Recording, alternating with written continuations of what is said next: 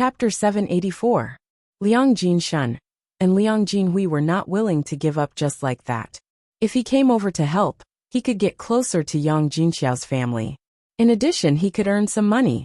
Moreover, Zhao Yiner's food and craftsmanship were much better than his family's. Even if they couldn't earn much money, it was still good to come to Zhao Yiner's house to eat and drink. Liang Jinshun and Liang Jinhui were shameless, and Liang Jinxiao didn't know what to say. Naturally, he didn't want his two brothers to come over. They didn't come when he invited them previously, but now they took the initiative to ask for help. Big brother, second brother, I understand what you're saying, but we've already contacted the other bricklayers. We can't fire them now, right? We're all from the same village, so we have to be honest. Liang Jinshun waved his hand. Big sister, it's fine. We didn't ask you to fire them. Your second brother, and I will only have 2 more people. With 2 more people, your house should be able to be built faster. That's right, big sister. The earlier you build it, the earlier we can get this over with. Your family can also live in a big house earlier, so that you don't have to squeeze your whole family into one room. How can it be more comfortable than living in a big house? Liang Jinhui chimed in from behind. Liang Jinxiao knew what his brother said made sense. The sooner the house was built, the sooner the family could move out. It was better than living with old Zhao's family. Yiner's father. Liang Jinxiao's gaze fell on Zhao Wenhua, seeking Zhao Wenhua's opinion. Zhao Wenhua thought about it and nodded. After all, Liang Jinshun and Liang Jinhui were Zhao Yiner's uncles. It would be embarrassing to reject them like this. Yiner's uncles, then the salary. Zhao Wenhua was more worried about the salary. He was afraid that they would raise it too high, and their family couldn't afford it. Also, if the other bricklayers knew that the salary was different for the same job, they would definitely have opinions. The salary is easy. It's the same as the other bricklayers, Liang Jinshun said. This way, he would not be at a disadvantage, and would be able to get Zhao Wenhua to agree. If it was according to what he said before, he was afraid that Zhao Yunlong would refuse. Zhao Wenhua sighed and said, Okay, Yiner's eldest uncle and second uncle, I'll let you know when the house is built. Good. Liang Jinshun and Liang Jinhui were overjoyed. When Zhao Yiner and Mu Lianfeng left the courtyard, they saw Zhao Tianan. He paced back and forth in the courtyard, but did not go in. Suddenly, she saw Zhao Yiner come out. She looked at Zhao Yiner with a guilty conscience. Zhao Yiner looked at her younger brother. It seemed that he had been standing outside for a long time. Thinking about it, she knew why. Zhao Tianan probably remembered what she said before, so he didn't come back for dinner. She sighed in her heart and asked, Tianan, have you eaten? Zhao Tianan shook his head, and was very honest. Ma Xiaofeng didn't ask you to stay for dinner? Zhao Yiner continued to ask with a hint of sarcasm in her tone. Zhao Tianan's face turned red, and he stuttered as he explained, Second sister. I don't eat well at Xiaofeng's house. People will gossip. Then why don't you run to her house every day? Aren't you afraid that people will gossip? Zhao Yiner asked in return. Second sister, this is different. How is it different? It's okay to send gifts. There's no need to avoid it. Why is there a problem after eating a meal? Chapter 785. Zhao Yiner thought it was funny, but she also felt a little sad. Seeing Zhao Tianan blushing, and not knowing how to explain himself, Zhao Yiner sighed and said, Since you haven't eaten, you should go back. There are still some dishes left, let mom heat them up for you. Zhao Tianan answered in a cowardly manner. We'll go back first, Zhao Yiner said. And the two of them continued to walk while holding Daoda's hand. Daoda walked in the middle, holding Zhao Yiner's hand in one hand and Mu Lianfeng's hand in the other. He swung them back and forth, looking very happy. Seeing the happy smile on Daoda's small face, Zhao Yiner's mouth also slightly evoked a smile. This feeling was really good. However, in contrast to Daoda's happy expression, Mu Lianfeng was. He still looked a little unhappy. This guy. He didn't say anything even though something happened. How would she know the reason if he didn't say anything? After returning home, Daoda began to feel sleepy after eating and drinking to his heart's content. He fell into Zhao Yiner's arms, and fell into a deep sleep not long after. Zhao Yiner carried Daoda to bed, then covered him with the blanket, and let him sleep for a while. After waiting for Douda to fall asleep, Zhao Yuner sat on the stool, propped up her chin, and asked Mu Lianfeng, "Can you tell me why you're unhappy?" Mu Lianfeng glanced at Zhao Yuner, then suddenly waved at Zhao Yuner. "Come here." Huh. Zhao Yuner looked confused. "Sit on my lap first, then I'll tell you," Mu Lianfeng said very proudly. Zhao Yuner hesitated for a moment, feeling like a lamb in a tiger's mouth, but she still followed Mu Lianfeng's instructions and sat on Mu Lianfeng's lap.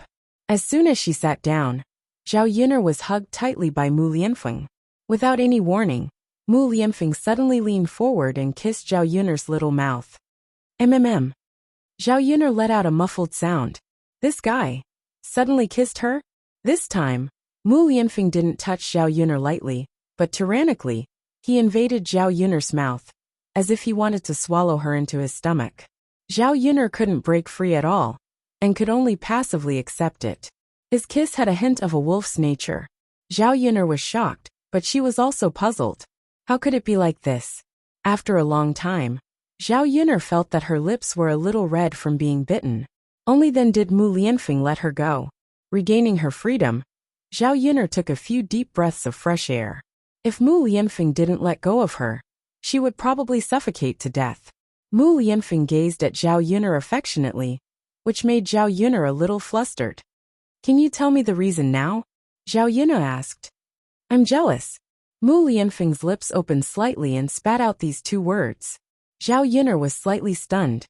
Jealous? She was wondering why Mu Lianfeng's vinegar smell was so strong. He was really jealous. But who was he jealous of? Mu Lianfeng responded. "So how are you going to make it up to me?" No. Zhao Yuner still didn't understand. "Why are you jealous? What did I do?" Mu Lianfeng shook his head. "Yuner, you didn't do anything. It's just that there are too many flowers and plants around you." Zhao Yuner finally understood what Mu Lianfeng meant. Chapter 786. Thinking of Yili, Zhao Yuner suddenly remembered that Mu Lianfeng's abnormality started when Zhao Pinger called Mu Lianfeng out for breakfast. That B***TCH must have said something to Mu Lianfeng again. Zhao Pinger, that B***TCH. I'll teach her a lesson later. No, I only have one or two. I don't even like them. Why are you jealous? Zhao Yuner asked with a smile. I don't like it when they stare at you, Mu Lianfeng answered honestly. Zhao Yuner couldn't help but laugh. Who doesn't show off to others? Aren't there more women staring at you when you walk on the street? Based on what you said, wouldn't I be even more jealous? Mu Lianfeng looked at Zhao Yuner's smiling face and didn't know how to answer. Do you not like it when they stare at me? Or are you afraid that I'll be snatched away? Zhao Yuner asked jokingly. Mu Lianfeng was silent for a moment and didn't answer. Zhao Yuner chuckled and said, Mu Lianfeng, I'm not stupid. I'm afraid it's hard to find a man more outstanding than you in this world, right? Do you think other men can attract me so easily? Are you that unconfident in yourself? Mu Lianfeng felt a lot more at ease after Zhao Yuner said that. Zhao Yuner was right. It was hard to find a man more outstanding than him in this world so far. Mu Lianfeng had only acknowledged one person in his heart, however.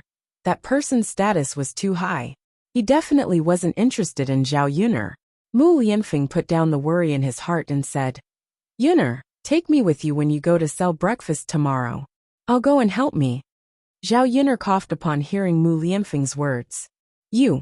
What are you going to do? You're a young master. Don't tell me you have to serve others? One day is enough.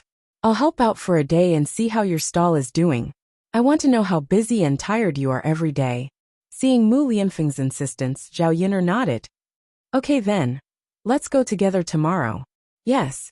Mu Lianfeng responded, and his expression eased a lot. Zhao Yuner asked Mu Lianfeng to continue resting.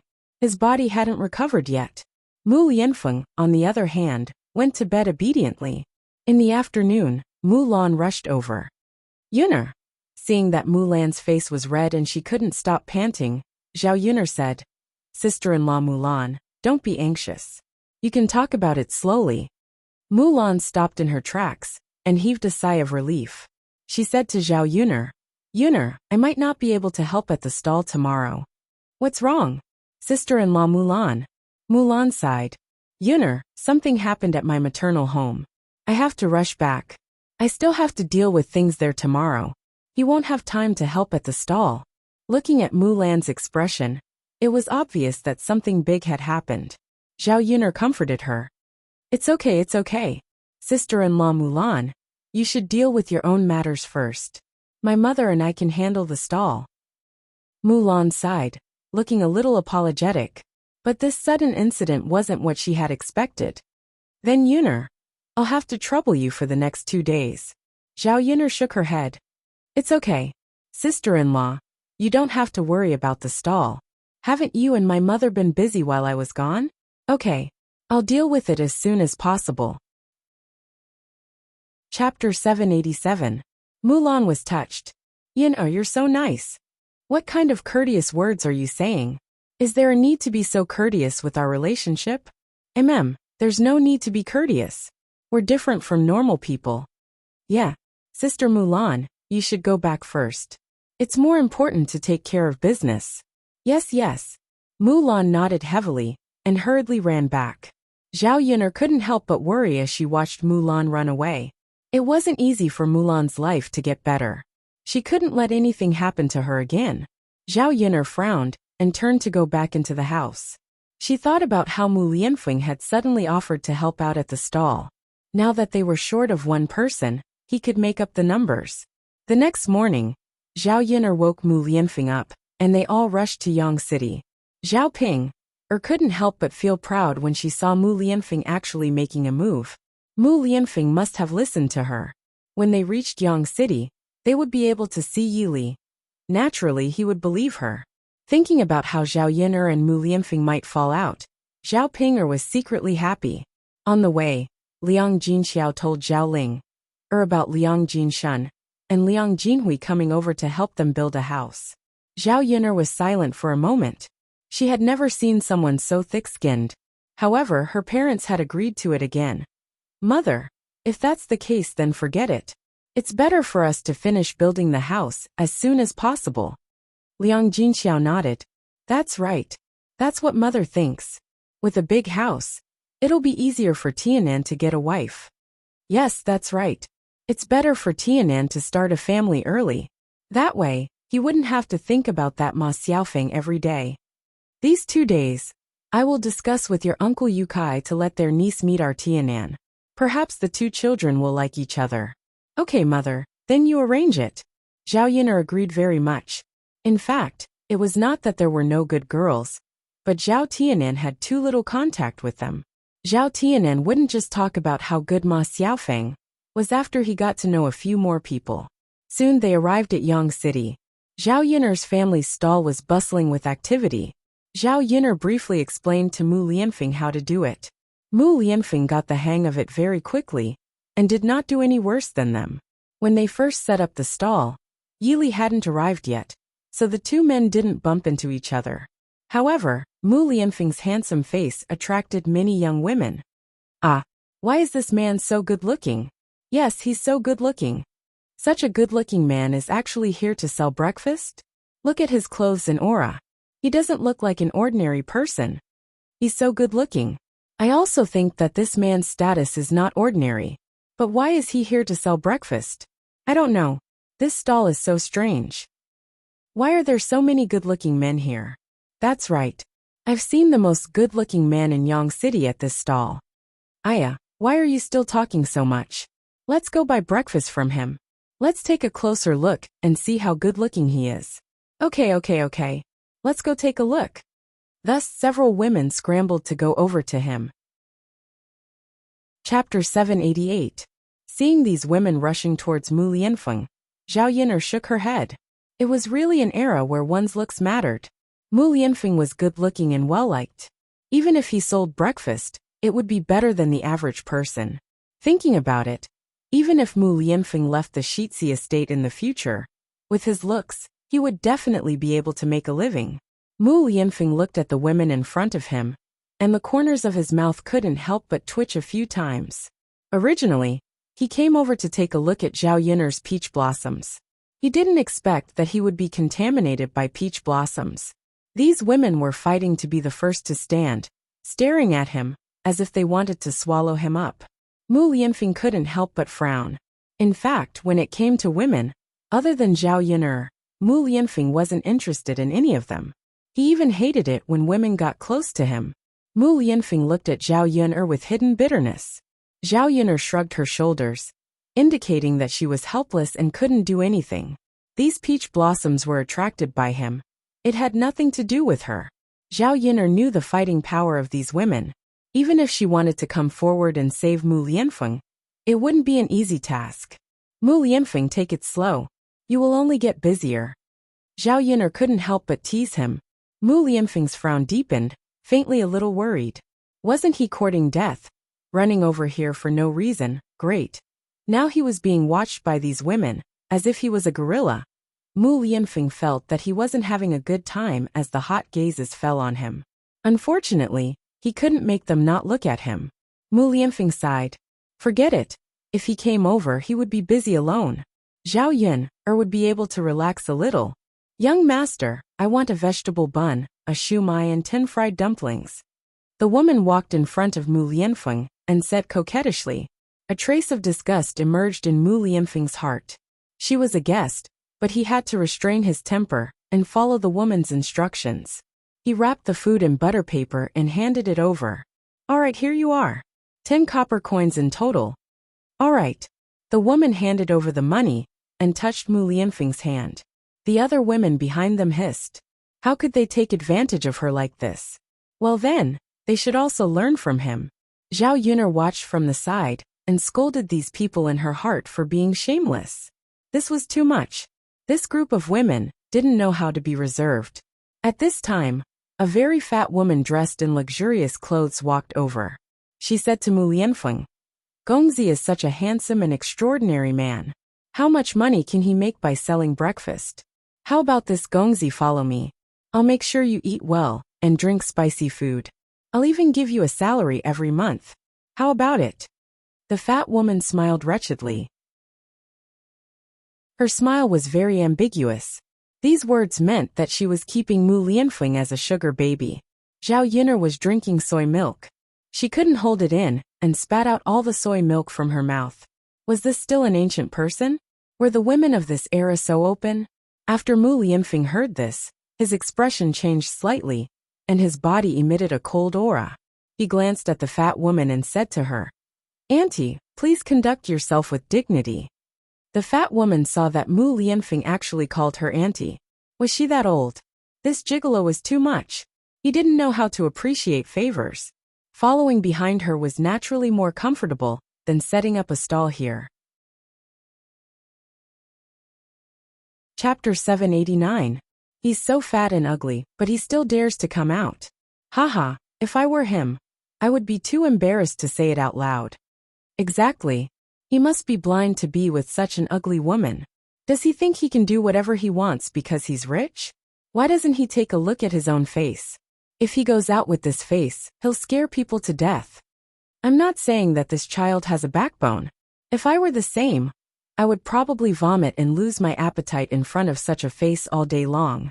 No matter how many fragrant and spicy dishes are given, I won't be able to eat them in front of such a face. That's right. Thinking of such an ugly face, I feel disgusted. It's really painful to look at. This child is so handsome. How can he compromise for a little bit of money? Listening to these people talking one after another, the fat woman's face and ears turned red. Zhao Yun'er couldn't help laughing out loud. It was really interesting. Thinking about it, the fat woman was really bold. If she knew that she was talking to the child, she would probably be scared out of her wits. The fat woman's face and ears turned red because of these women's words. She glared at them angrily.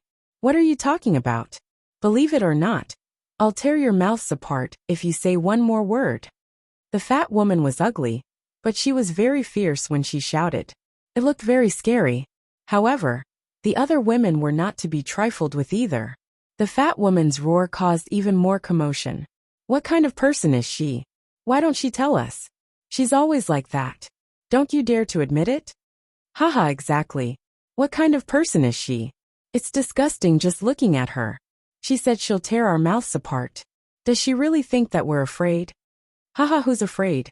There are so many of us. Do you think we're afraid of her? Let's fight. Let her see how powerful we are. Does she think that we're easy to bully? The women rolled up their sleeves one by one and got ready to fight. Although the fat woman was fierce, no matter how powerful she was, she couldn't fight against so many women at the same time. His brows were knitted together, and his face was full of resentment. He cursed these people in his heart. She had money, so what if she was happy to do it? All these years, because she was rich, she had many men. So what if she was ugly? If she gave him money, there would be countless men rushing over. And there was no lack of good-looking ones among them. The reason why she came forward this time was because she felt that Mu Lianfeng was too good-looking. So she came over to ask. It would be better if this man submitted to her. But if he didn't, then forget it. She had only asked a question. She didn't expect these cheese to talk about her like that. It was too much. So what if I'm ugly? I've slept with a lot more men than you guys. The fat woman shouted angrily. TSK, TSK, TSK. She was still so proud of this. Other women slept with many men, so why didn't she come out and show off? Haha, that's right. How can there be such a person? We won't sleep with other men. Isn't it enough to have our own man? Only ugly women are like this. They can't get married. If a man finds out that she's sleeping with someone else, he'll break her legs. Such an ugly woman will definitely not be able to get married. No one would want a man. Haha. Chapter 790. All of a sudden, Zhao Yin'er's stall was bustling with noise and excitement. Those women gathered together and blocked the other customers' way. Zhao Yin'er wanted to intervene when she saw those women quarreling and blocking her business. However, she knew that if she said anything, those crazy women would definitely attack her. She was so tired. When women went crazy, they were so scary. They would bite anyone they saw. Of course, Mu Lianfeng played a big role in the chaos in front of her stall. Mu Lianfeng seemed to realize that his arrival had brought trouble to Zhao Yin'er. If he came today, he definitely wouldn't come tomorrow. If he came every day, Zhao Yin'er's business would be closed. Mu Lianfeng's eyes were filled with disgust as he looked at the women, who were arguing until their faces were red. If you want to quarrel, go somewhere else. I need to do business here. Mu Lianfeng couldn't stand it anymore and said to those women. His voice was a little cold. The women heard it and were scared to shut their mouths at once. Fat woman, since you've already bought, you should leave now. The rest of us still need to buy.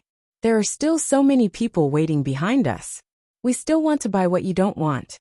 Go, go. The fat woman was urged and walked away. The rest of the women squeezed forward one by one and continued to line up in front of Mu Lianfeng to buy things. Although Mu Lianfeng didn't like those women who squeezed in front of him, at least they stopped quarreling now and could continue to do business. Mu Lianfeng was sadly touched by those women. He was like a tempting prey being stared at by others. He was extremely busy for more than an hour. When it was past 7 p.m., Yili came and greeted Mu Lianfeng face to face. Zhao Ping was waiting to watch a good show. She even coughed to remind Mu Lianfeng. Seeing a handsome man coming over, and Zhao Yun sitting down after greeting him, Mu Lianfeng felt that there was danger in the air. Zhao Ping didn't tell him that Yili was the man, but Mu Lianfeng recognized him. This man's appearance was even better than he had imagined. Such a handsome man actually stayed in front of Zhao Yin'er all day long. For him, this man was really a big rival in love.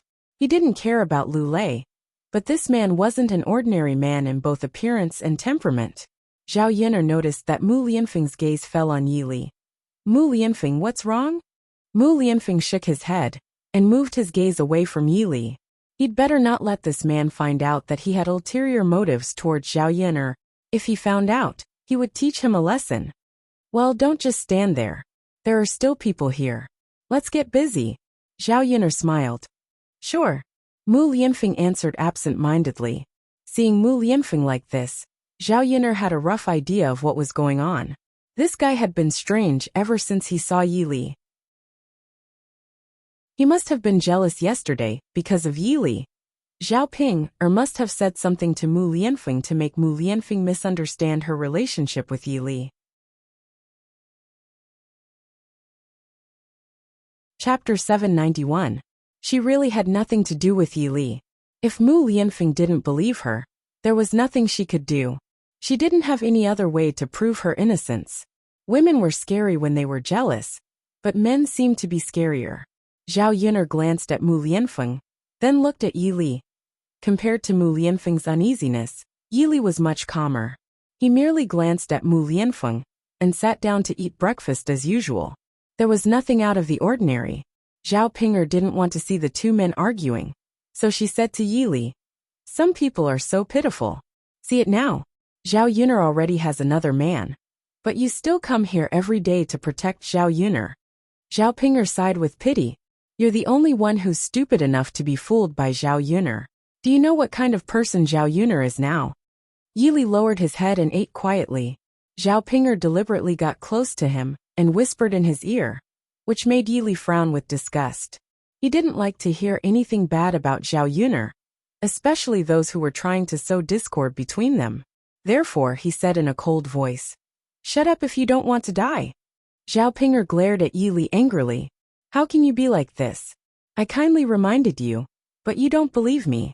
Zhao Yuner is such a slut." The more Zhao Ping'er thought about it, the angrier she got. She couldn't figure out how Zhao Yuner could be so powerful. Even at this point, another man was still protecting her. Yi Li paused for a second and looked at Zhao Ping'er coldly. "Do you want to die? Then I can fulfill your wish."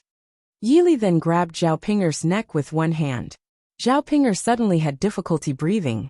She used the last of her strength to shout in Mu Lianfeng's direction, "Lord Heir, help! Murder!" Zhao Ping'er's voice attracted the attention of the other people at the stall. Mu Lianfeng turned around and saw Yi Li grabbing Zhao Ping'er's neck. His eyes were cold and bloodthirsty. Liang Jinxiao said in a hurry, "Lord Yi, what are you doing? Can you let Ping'er go?" Looking at Zhao Ping'er's flushed face, Liang Jinxiao's eyes were full of worry. Yi Li glanced at Zhao Yuner, then let go of Zhao Ping'er. He didn't forget to warn her. "If you talk too much, I won't let you go so easily next time." Zhao Ping'er, who regained her freedom, took a few deep breaths of fresh air. This man was simply too ruthless. How could he treat her like this? She was so angry. After Zhao Ping'er took a few breaths of relief, there was more resentment in her eyes. Zhao Ping'er was naturally unwilling to let this matter go, so she quickly hid behind Mu Lianfeng and said to Mu Lianfeng, "Lord Heir, this is the man. I just talked about him and Yuner's sister, and he treated me like this. Your Highness, you have to uphold justice for me." "Wowo," Zhao Ping'er cried pitifully in front of Mu Lianfeng. She thought that she looked like an apricot flower in the rain, which made people pity her. In fact, she looked very ugly when she cried, even uglier than usual. Just one glance at her made people feel a little nauseous. Chapter 792. Mu Lianfeng retracted his hand from Zhao Ping'er's grip on his sleeve in disgust at Zhao Ping'er's actions.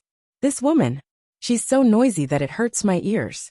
Mu Lianfeng narrowed his eyes and stared at Yi Li. It was as though the two men were about to start a war. Mu Lianfeng didn't really want to stand up for Zhao Ping'er. Instead, he was hostile towards Yi Li from the start. How could he let Yi Li off so easily if he dared to steal his woman?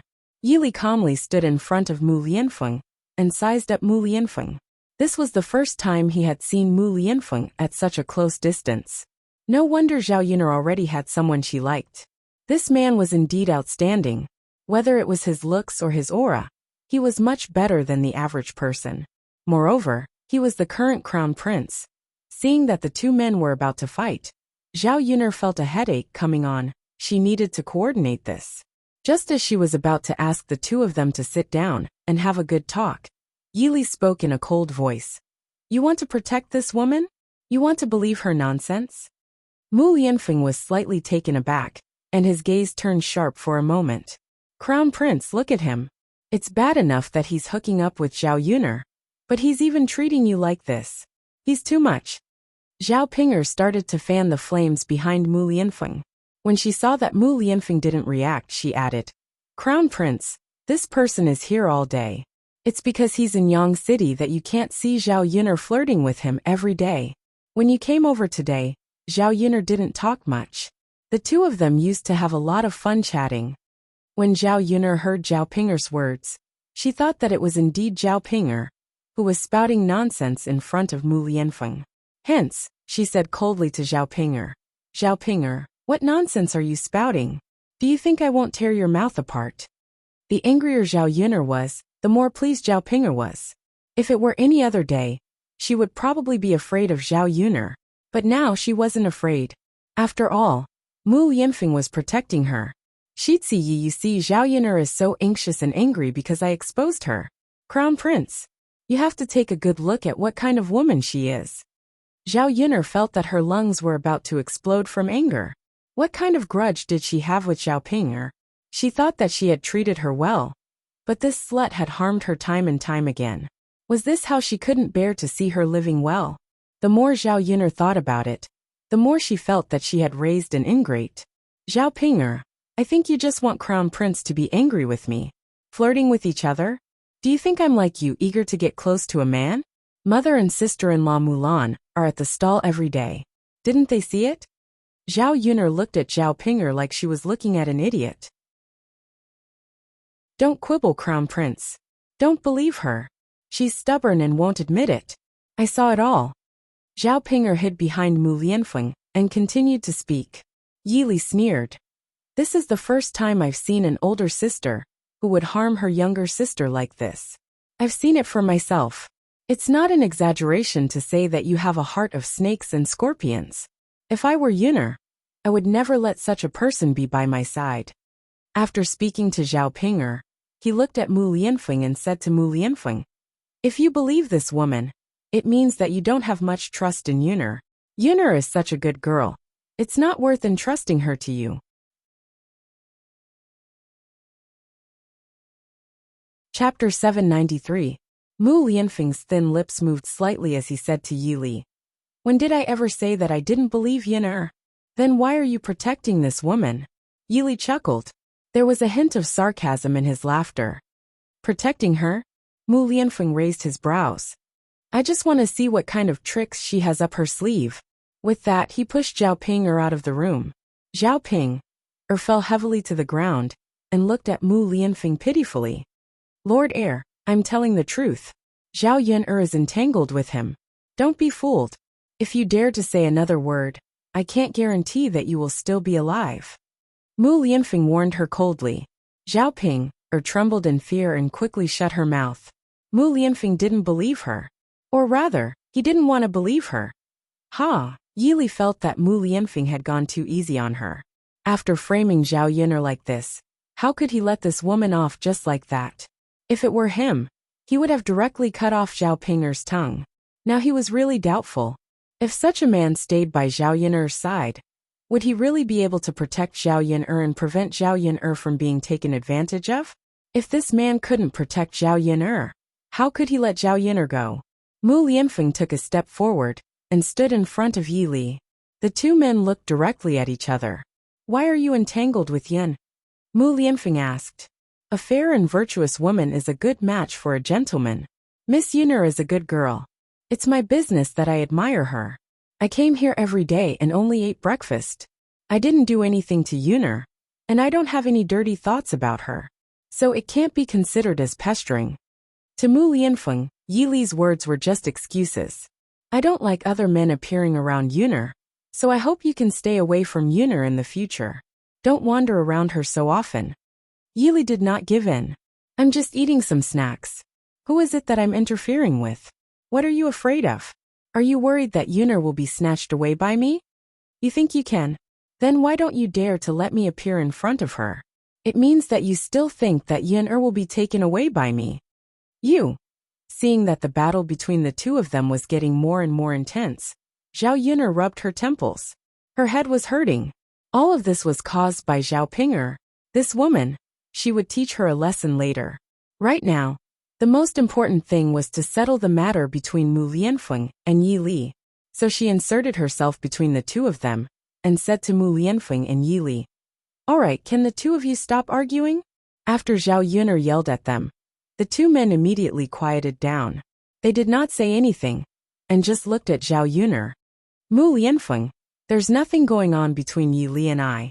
He came to my breakfast stall just to eat some breakfast. If he really had any ulterior motives, he would have done it long ago. Why would he wait until now? And Yi Li, you should understand by now that I already have a child and a husband. So there's no possibility between us. You can only be friends to me. Zhao Yun'er said this to Mu Lianfeng to clarify her relationship with Yi Li. She also said this to reassure Mu Lianfeng that she had chosen and acknowledged him.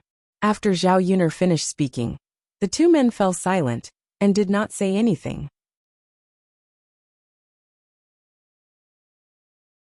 Chapter 794.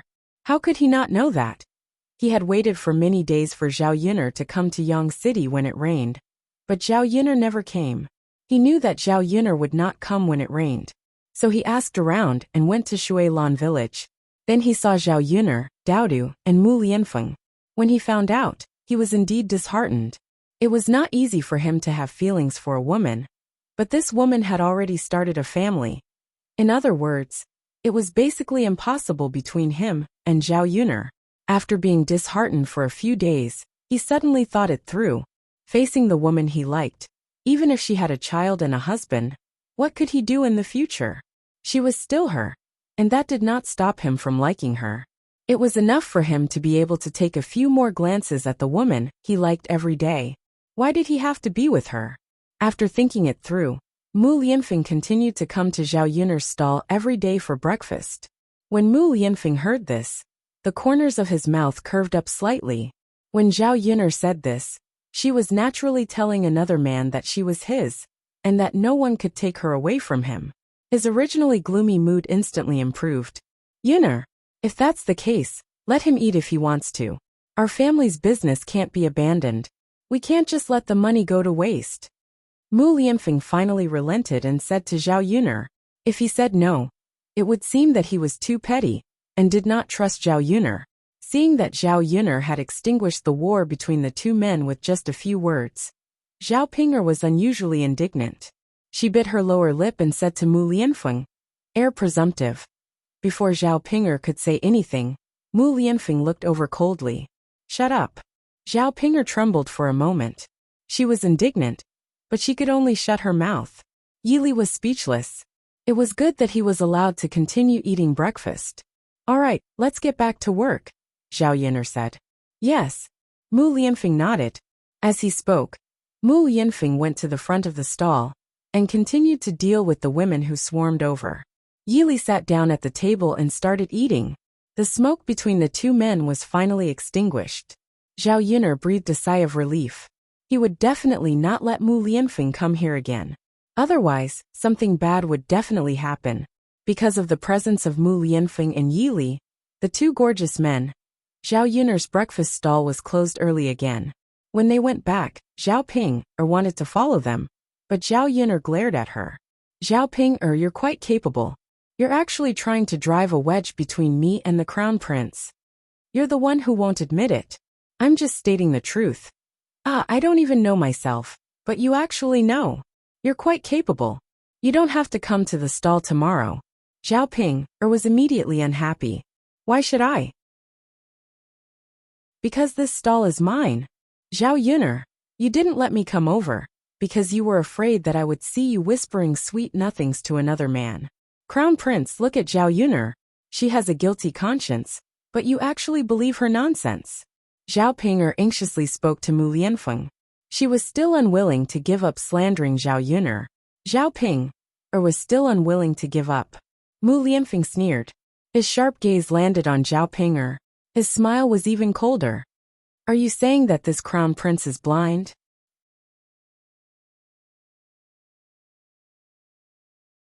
Chapter 795.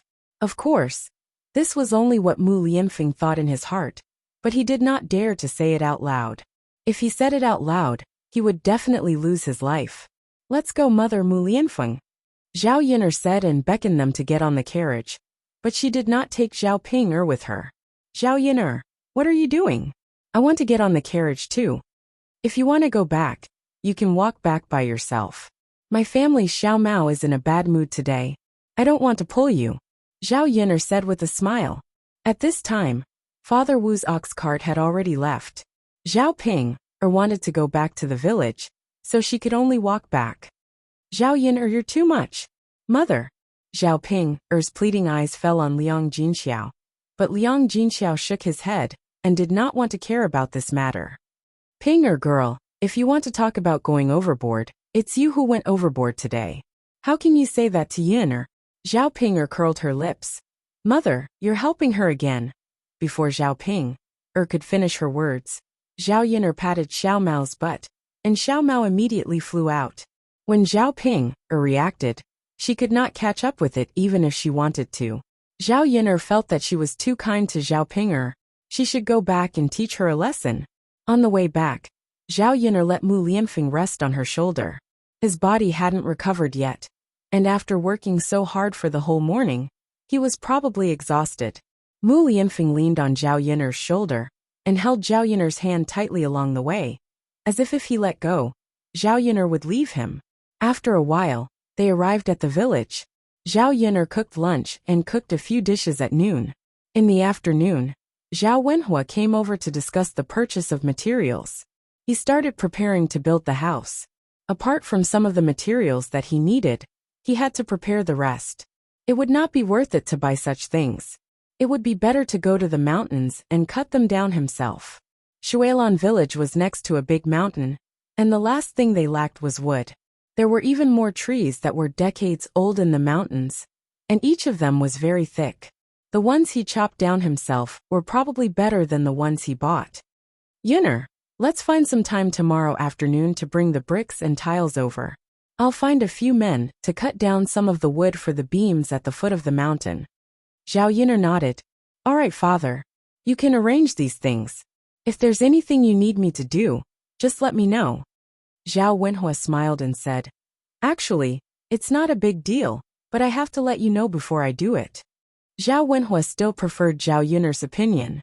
Now, he felt that he wanted to push the authority to Zhao Yinner.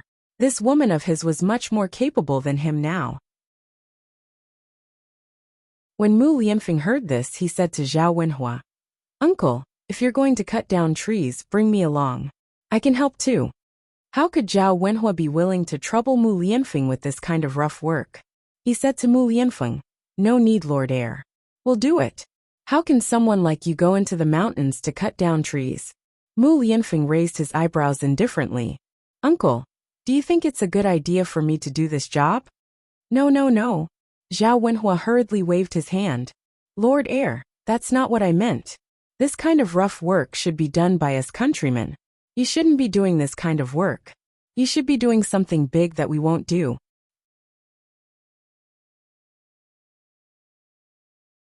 Chapter 796. When Zhao Yinner saw Mu Lianfeng's expression, she said to Zhao Wenhua, Father, since he wants to work, let him do it. If he's with me in the future, I can't treat him like a treasure and wait on him. I have to let him learn how to do our family's farm work. Zhao Yinner said it casually, as if she was talking about an extremely normal matter. Zhao Wenhua wiped the cold sweat on his forehead. His daughter really treated Mu Lianfeng as an ordinary man. Yinner, this isn't a good idea. Zhao Wenhua said with some hesitation. There's nothing wrong with it, father. You can't spoil him. Although he's the heir in front of others, he's your son-in-law in the future. Do you have to be so polite to your own son-in-law?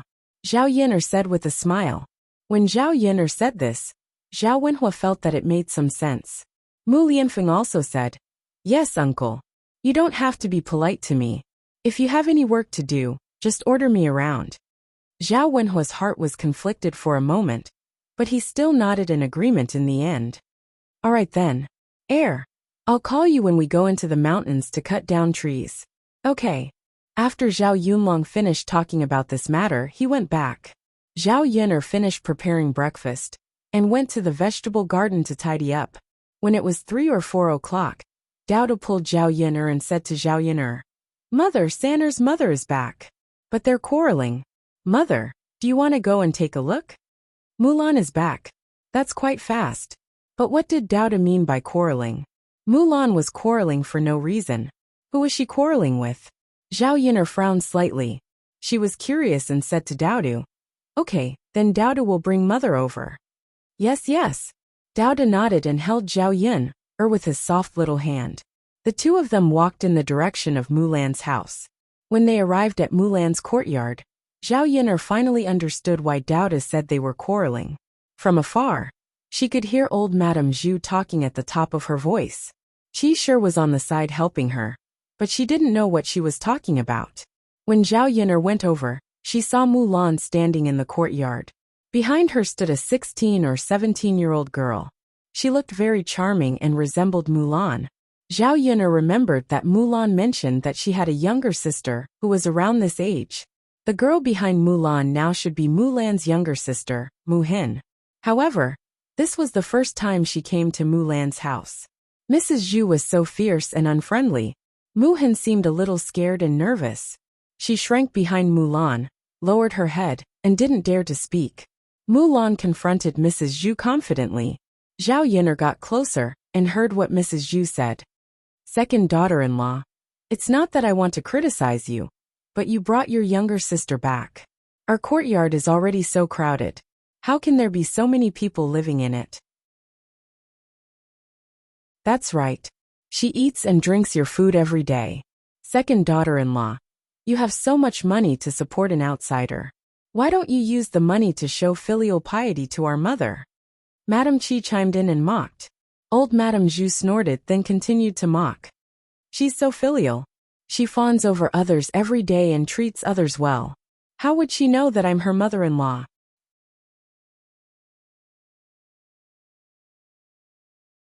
Chapter 797.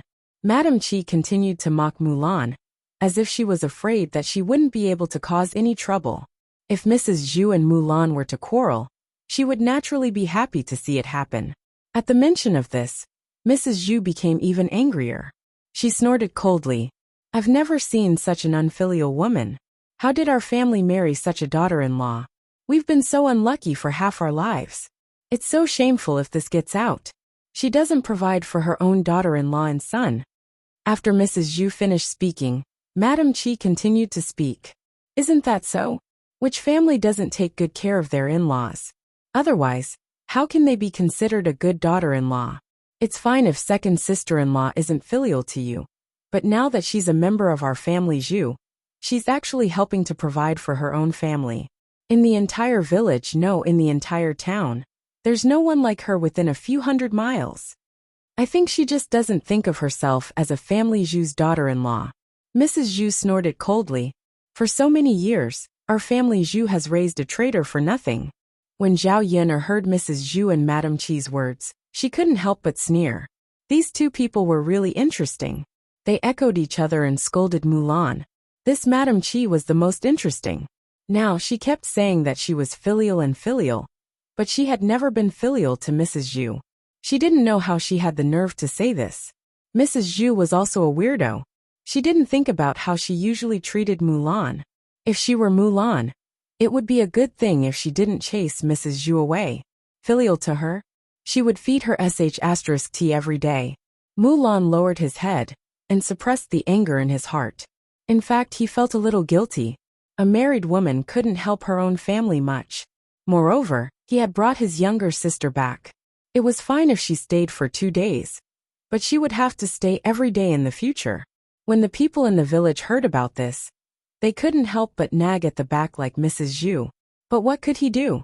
Other than buying her sister back, she really didn't know what else to do. Mu Hin tugged at Mulan's arm and said to Mulan, Sis, why don't you send me back? She saw her elder sister's situation and didn't want Mulan to be in a difficult position. It wasn't worth it for Mulan to be criticized in such a way for her sake. Mulan grabbed Mulan's hand. Xin, how can I let you go back? If you go back, you'll be like a wolf in a tiger's den. I can't just watch you jump into a sea of fire. This time, Mulan returned to her parents' home because her cheap mother had died. All these years, after marrying her father, her mother had been suffering all day. Not only did she have to work tirelessly at her husband's house every day, but she was also disliked. It was mainly because her mother only gave birth to 2 girls, her and her younger sister. Because she didn't give birth to a boy, Her husband's family felt that their bloodline had been cut off because of her father's family. They were always picky with her mother, and even scolded her mother for being a hen that couldn't lay eggs. Just like that, her mother lived in her husband's house for more than 20 years. She didn't eat well during her work, and her health deteriorated. This time, she accidentally caught a cold and was called to the embassy. In the end, her body couldn't take it anymore, and her illness worsened. In the end, she died. Of course, Mulan didn't know all this, because after marrying into the family Zhu, her life wasn't easy, and she didn't have time to visit her parents' home often.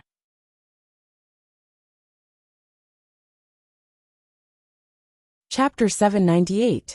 Knowing that her mother had passed away, her maternal family brought the news over, and she rushed back to her maternal family. Of course, Mu Hin was the one who told her the details of her mother's illness. She was not at her maternal family's house, but Mu Hin was. After hearing about her mother's suffering, Mulan was furious. If she knew that her mother was in such a situation, she would definitely bring her mother here and take good care of her. Her mother would not have passed away at such a young age at the age of 40. This was not the most important thing. The most infuriating thing was that when her mother had just been buried, her grandmother was too inhumane. She actually said that she wanted to sell her younger sister, Mu Hin, to an old widower in the village for 20 taels of silver. On the surface, she meant that she would marry over, and the 20 taels of silver would be the wedding gift. However, Mulan knew that she was selling her younger sister. In this day and age, people would gossip if they sold their daughters. That was why her grandmother found such an excuse. Mulan had heard about the old widower. He had a wife before, but she was beaten to death by him. He liked to gamble and beat people. He had a bad temper. Now that he was in his 50s, he wanted to marry a wife and have children. How could Mulan let her younger sister fall into such a fire? If Mu Hin really married over, not only would she be ruined, but she might also lose her life in the future. After all, he had beaten one wife to death first. Who knew if he would beat a second wife to death? Of course, after she sold Mu Xan for 20 taels of silver, she could pay for her father's second wife and marry another woman. By then, she might even have a son. It would be good for her father to carry on the family line. Mulan's father was also a good-for-nothing. He felt that Mulan's mother did not give birth to a son for him, which made him feel very embarrassed. Therefore, he did not like his wife. This time, Mulan's grandmother made such an arrangement for him, and he naturally agreed to it. If he could really have a son, it would be even better. After he had a son, no one would laugh at him anymore. Mulan was extremely disappointed in her family. Even a beast would not do such a wicked thing. This time, after returning home, Mulan had a big fight and directly brought Mu Hin back. Mulan didn't want her younger sister to stay in that kind of family any longer. Naturally, he would not let Mu Hin suffer. When Mulan brought Mu Hin back, the Mu family did not agree so easily. In comparison, Mulan had to negotiate and agree. She took out 5 taels of silver, and Mu Hin could come back with her. 5 taels of silver was only Mulan's father's betrothal gift, so both sides had compromised. However, Mulan had to give the 5 taels of silver to the Mu family within half a month. Otherwise, she would directly take Mu Hin back and let her marry that old widower. Compared to her younger sister's life, Mulan felt that 5 taels of silver was still acceptable. Although she was unwilling to take out the 5 taels of silver, she knew that if she did not take it out, the Mu family would probably really force her younger sister to marry that old widower. After all, the Mu family was extremely shameless. It was not impossible for them to do such a thing. Naturally, she could not take out the 5 taels of silver. After thinking about it, she could only borrow it from Zhao Yuner and return it to Zhao Yuner when the time came. Mulan was in a daze for a moment. She pulled herself out of the memory and then held Mu Hin's hand tighter.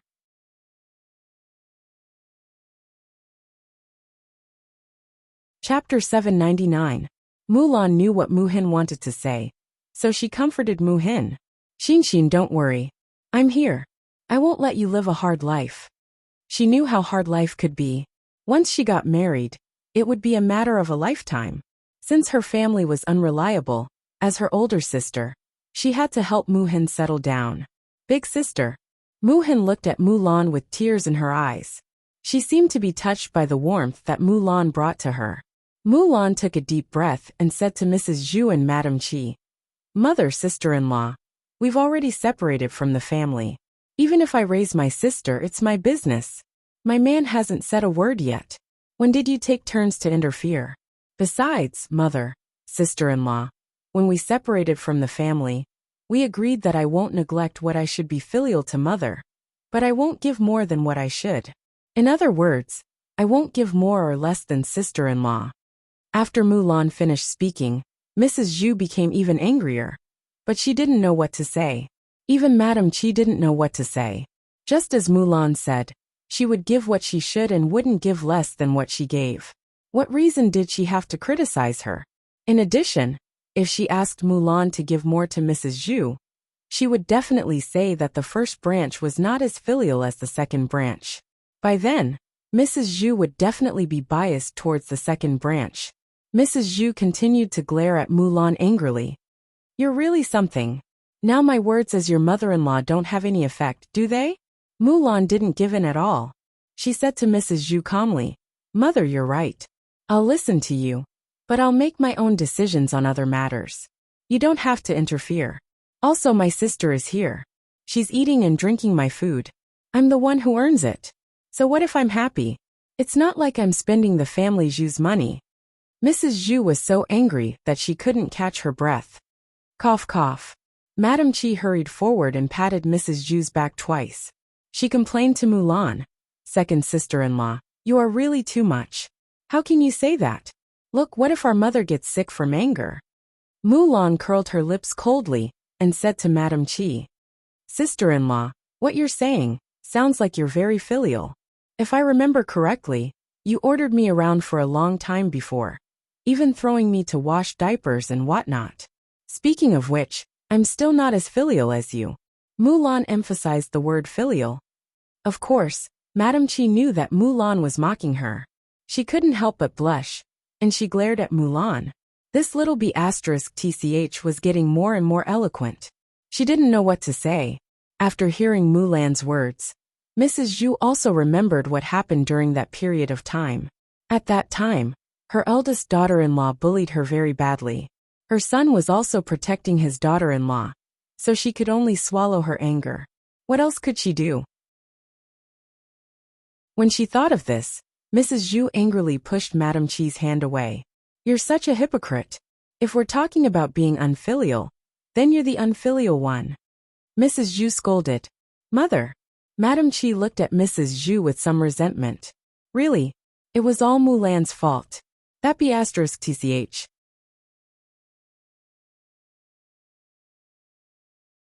Chapter 800. Mrs. Zhu and Madame Qi were stunned by Mulan's ferocious look.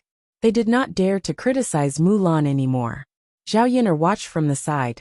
She had planned to help Mulan when she could not handle it, but she did not expect that Mulan could handle it by herself. Zhao Yin looked at Mulan with a trace of appreciation in her eyes. Mulan was getting stronger and stronger now. Ordinary people could not bully her easily. However, Zhao Yinar liked Mulan's change. If Zhao Yinar was not stronger, she could not deal with those weirdos in the family Zhu. After Mrs. Zhu and Madame Qi stopped talking, Mulan asked Mu-hin to rest in the house for a while. During this period, her younger sister had been working hard. Everyone at home was worrying. The Mu family did not care for their daughters and let Mu-hin do a lot of work. Therefore, Mu-hin looked haggard and thin. Looking at her younger sister, Mulan could not help but feel sorry for her. She was at the prime of her life, but she had to go through all this. She sighed in her heart. It would be better in the future. With her by her side, she would take good care of her younger sister and would not let her suffer. Mu-hin nodded obediently and responded. She turned and went into Mulan's house. Looking at Mu-hin's thin figure, Mulan felt sorry for her again. After Mu-hin went in, Zhao Yinar walked to Mulan and said to Mulan, "Sister-in-law Mulan, you're back so soon?" Mulan nodded. There was a trace of sadness between her eyebrows. Zhao Yin sensed that something was wrong with Mulan and asked about the situation. Mulan did not hide anything, and told Zhao Yin'er everything. After hearing this, Zhao Yin'er could not help but frown. What was going on? She was speechless. She had seen it for herself. She thought about how her cheap father, Zhao Wenhua, was much better than Mulan's father. As for Hua Chunhua, no matter how bad he was, he did not sell his granddaughter. Zhao Yin'er suddenly thought of a saying, "A person is better than a mountain." There was always someone better. There was always someone better. There was always someone even weirder. However, Zhao Yin'er did not pay much attention to it. After listening to Mulan's words, Zhao Yin'er comforted her with a few words. She felt that Mulan was really pitiful. Her younger sister was even more so. "Yin'er, let's sit in the room and talk inside," Mulan pulled Zhao Yin'er and said. Zhao Yin'er nodded. It was indeed inconvenient to talk in family Zhu's courtyard. Okay. Zhao Yin'er responded. After entering, Mu Hin was sitting on a stool. When she saw Zhao Yin'er come in, she did not recognize Zhao Yin'er. However, after Mulan introduced her, Mu Hin politely greeted Zhao Yin'er, "Sister Yin'er." Seeing Mu Hin's timid expression, Zhao Yin'er also felt a trace of pity. "Sai Yin'er, I really don't have a choice. I can't watch Xinxin suffer.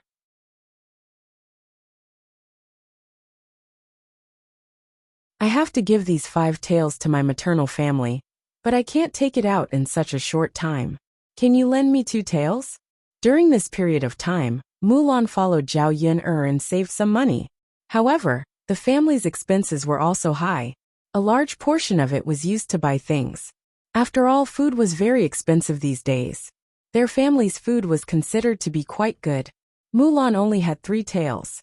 She still needed 2 taels to gather 5 taels.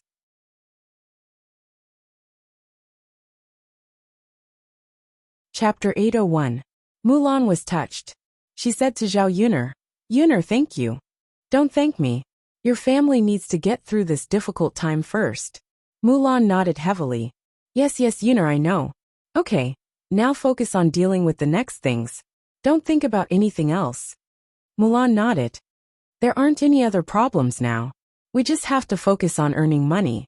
As long as we work hard and earn more money, we will definitely be able to live a good life." Zhao Yin'er felt that Mulan was right. In this era, they would be able to live a good life if they worked hard and earned money. At this moment, Mu Hin said to Mulan, "Sister, I will be a burden to you if I stay here and eat your food. How about this? Can you see where I can do some work? I will find a job." "Xinxin, it's okay. Our family is not like before. It's not so hard. Our life will get better and better. You just rest at home these days. If you feel that you are freeloading, you can help me take care of the children, or do some housework." Mulan said this to comfort her sister.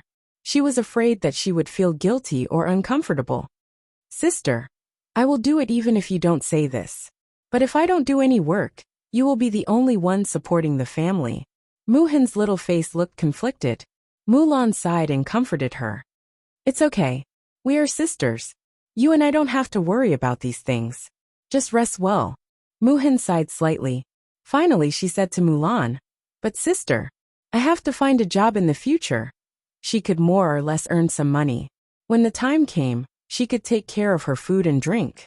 It would be fine as long as she did not burden Mulan. When it came to her sister, she already had a place to stay. Her sister had already given her 5 taels of silver. If she didn't do anything, she would feel guilty. Zhao Yin'er could understand Mu Hin's mentality. In the end, this little girl was too thin-skinned and didn't want to trouble Mulan.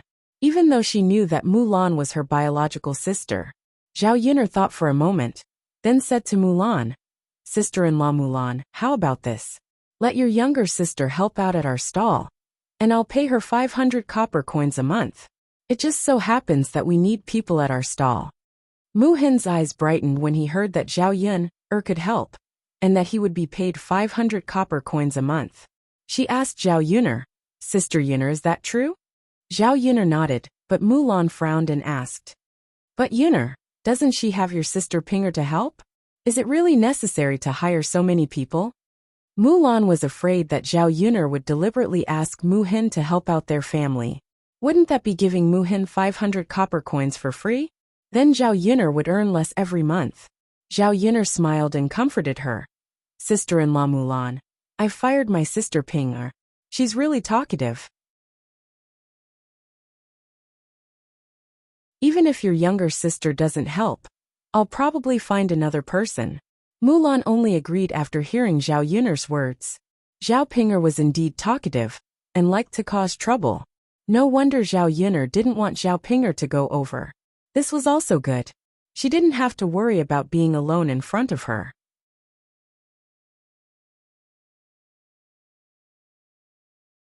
Chapter 802. Zhao Yun'er responded. She did not believe that Mu Hin would not be able to do a good job. After all, Mu Hin had done a lot of work in the Mu family. How could she be worse than Zhao Ping-er? As long as she was nimble and did a good job, it would be fine. Sister, can I really go and help? Mu Xian blinked her eyes with a little bit of expectation. I've already said that you can go. Of course you can. Mu Xian's eyes were filled with joy, as if she was very excited. How could she not be happy when there was good news the moment she came over? Her goal now was to work hard together with Mulan and lead a better life. I'll definitely work hard. Mu Hin suppressed her excitement and said. Zhao Yun'er and Mulan chatted for a while before Zhu Eru returned from his work in the fields. He did not know what had happened at home. He did not expect Mulan to return so soon. He was stunned to see the three women as soon as he entered the house. Mu Hin hurriedly called out to Zhu Eru timidly, brother-in-law. Zhu Eru came back to his senses and smiled at Mu Hin. Little sister, you're here. Mu Hin responded bitterly. Eru. Mulan hesitated for a while and looked at Zhu Eru. She looked as if she had something to say to him. What's wrong? Zhu Eru asked gently. Eru, I have something to discuss with you. What is it? Just say it. Do you need to think and hesitate to tell me something? Eru, Xian might have to stay at our house. Upon hearing Mulan's words, Zhu Eru could not help but be curious about the reason. However, Mulan explained the reason after a while. When he heard what the Mu family had done, Zhu Eru was furious. How could they do this? Therefore he said to Mulan, little sister can't go back like this. Let little sister stay in our house. As long as we have food to eat, she will definitely not be left out. Zhu Eru's words had undoubtedly reassured Mu Hin. Before he came, Mu Hin was still worried that his brother-in-law would not agree to it. Now he did not have to worry anymore. Especially when Zhu Eru said these words with awe-inspiring righteousness, he couldn't help but feel moved. His sister's wife was so nice. If it were someone else, they probably wouldn't agree. It was her elder sister's fortune to be able to marry such a man. When Zhao Yun'er heard Zhu Eru's words, the corners of her mouth curled up. The image of Zhu Eru as a tough guy deepened in her heart. Now, there was no need to worry about the arrangement of Mulan. However, there was one thing that was more troublesome. It was that there was only one room in Mulan's house. If Mu Hin stayed, he could only squeeze in with Mulan's family. The house was already small to begin with. Now that there was one more person, it was very inconvenient. In addition, most importantly, Mu Hin was not a child. If Mulan and Zhu Eru were doing it at night, it would be fine if the children saw it. After all, the children did not understand this kind of thing. Mu Hin was already an adult and understood this kind of thing.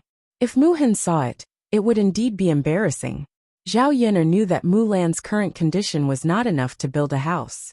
It seemed that it would take a long time to save up some money.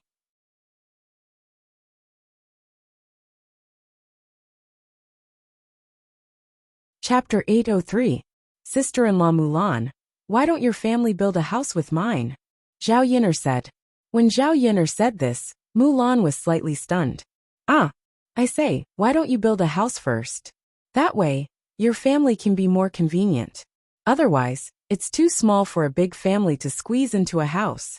Zhao Yun'er said with a smile. In fact, Mulan was also worried about this problem. Now she didn't have the money to build a house at all. If she could, she also wanted to build a house earlier, not waiting until now. Seeing Mulan's hesitation, Zhao Yun'er said, Sister-in-law Mulan, I can help you pay for the money first. I'll deduct it from the money we earn from our stall later. It just so happens that if your family builds a house with mine, You'll definitely save a little money. If my family uses something, your family can also use it. Mulan thought for a moment. She was a little tempted, but she also felt that she owed Zhao Yin'er too much. Yin'er, you've helped me enough. If you continue to do this, looking at Mulan's hesitation, Zhao Yin'er couldn't help but laugh. Okay, sister-in-law Mulan, you don't have to be polite with me. You have to build a house sooner or later. Your house is only so big. Every day, your mother-in-law and sister-in-law will chase after you and talk about this and that. You don't feel annoyed, but I feel uncomfortable every time I come over. Then, okay Yin'er, if it weren't for you, I don't know what I would do. Mulan sighed. Mulan wasn't unaware that her life was so good. Zhao Yin'er's contribution was too great. Otherwise, she would probably be separated. Now she wouldn't even have food to eat, let alone build a house. Okay, don't be pretentious with me. I don't like this. It's almost time. I have to go back and cook. Zhao Yin'er got up and said goodbye. Mulan nodded and responded. She was ready to send Mulan out. Wait. Zhu Eru shouted. Zhao Yin'er looked back with some doubts. Zhu Eru said, Yin'er, I caught some loaches from the field. Why don't you take some back? You can eat it at night. Zhu Eru thought that if Zhao Yin'er helped his family, he naturally should share some good things with Zhao Yin'er, otherwise he would be too heartless. The loach was not bought with money. It was more or less a token of their family's sincerity to serve it as a dish. Loach was indeed a delicacy for Zhao Yin'er. Zhao Yin'er did not refuse but nodded in agreement. Thank you, Brother Eru. It's okay. Zhu Eru smiled and went out and gave half of the caught loach to Zhao Yin'er. Zhao Yin'er carried the small basket and went back. As soon as she left the family Zhu's courtyard, she heard the voice of Mulan's sister-in-law Madame Qi. She said to Zhu Eru, Second brother, you actually brought back so many loaches. Why didn't you give them to me? I can cook them for your eldest brother, mother and third brother. Madame Qi looked at Zhu Eru's loaches eagerly. She hadn't eaten delicious food for a long time. Although loaches weren't very good things, at least they had some meat flavor. Zhu Eru's mouth twitched. Seeing his sister-in-law's greedy look, he was a little annoyed. Even if their family had a little bit of good food, his sister-in-law would look at it eagerly.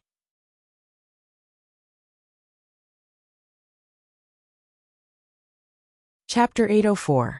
Madame Qi was immediately unhappy. Second brother, you're really too much. Why didn't you give it to me the moment you brought it back? Instead, you gave it to someone else. In the end, you're still biased towards outsiders. You didn't think about me, your eldest brother, and your mother, did you? Madame Qi's sarcastic words made Zhu Eru feel very uncomfortable. If Madame Qi wasn't his sister-in-law, he wouldn't even bother to talk to her. Zhu Eru didn't want to say more, but Madame Qi continued to pursue Zhu Eru, as if she was in the right. Second brother, second sister-in-law is biased towards outsiders. She's supporting her family for nothing. You're the same. Simply, why don't you give something to your own family? It's an eye-opener for me. If I didn't know, you and second sister-in-law's brains would be damaged. Zhu Eru really couldn't stand Madame Qi's words and replied, Eldest sister-in-law, have you said that? If you've said enough, then shut up. My wife's younger sister came to our family's business. She doesn't eat or drink your food. What right do you have to say that? Also, Yin'er helped our family and helped Lan'er earn money. Isn't it right for me to give her some loaches?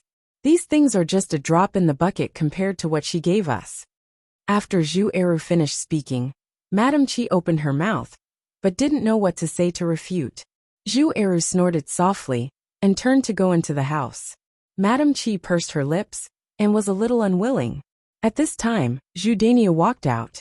Madame Qi said to Zhu Dainiu, Dainiu, look. Second brother caught a lot of loaches. If you're free, you can go to the field and catch some loaches. It doesn't cost any money anyway. It's just a little work. I'll cook them for you to eat with wine. Zhu Dainiu glanced at Madame Qi and snorted softly. Forget it. It's troublesome to catch those things, and they get mud all over. Besides, your cooking skills aren't very good. It doesn't taste good. It's better to eat vegetables. When Madame Qi heard Zhu Dainiu casually find an excuse to reject her, she couldn't help but be a little angry. Dainiu, even if you don't want to eat, I want to eat. Second brother has already dried it, why can't you? Madam Chi said coquettishly. If she was a beautiful woman, it would be fine. But the problem was that Madam Chi was ugly. When she acted coquettishly, it made people feel disgusted. Zhu Daniu frowned unhappily. You're such a bitch. Don't you feel sorry for your man? Do you think it's easy to catch a loach? Daniu, so annoying. All you know is to eat every day. No wonder there's so much feces and urine. Zhu Daniu's eyes revealed a trace of impatience and disdain. Madam Chi quickly shut her mouth. She knew that if she continued to speak, Zhu Daniu would definitely get angry. She sighed in her heart. If it were another man, he would definitely go to the fields to catch her. But Zhu Daniu wasn't like this in the past. But now, Madam Chi felt a little stifled when she thought about it. It was just that after she and Zhu Daniu finished eating feces, Zhu Daniu's attitude changed a lot. Madam Chi thought in her heart, Zhu Daniu couldn't have had a change of heart, right? If he hadn't, how could he be like this? Zhu Daniu turned around and was about to go back in a huff. Suddenly, he saw a girl coming out of the second branch's house. She was thin, but her face was beautiful. However, her thin and weak appearance made people feel pity for her, and especially wanted to protect her.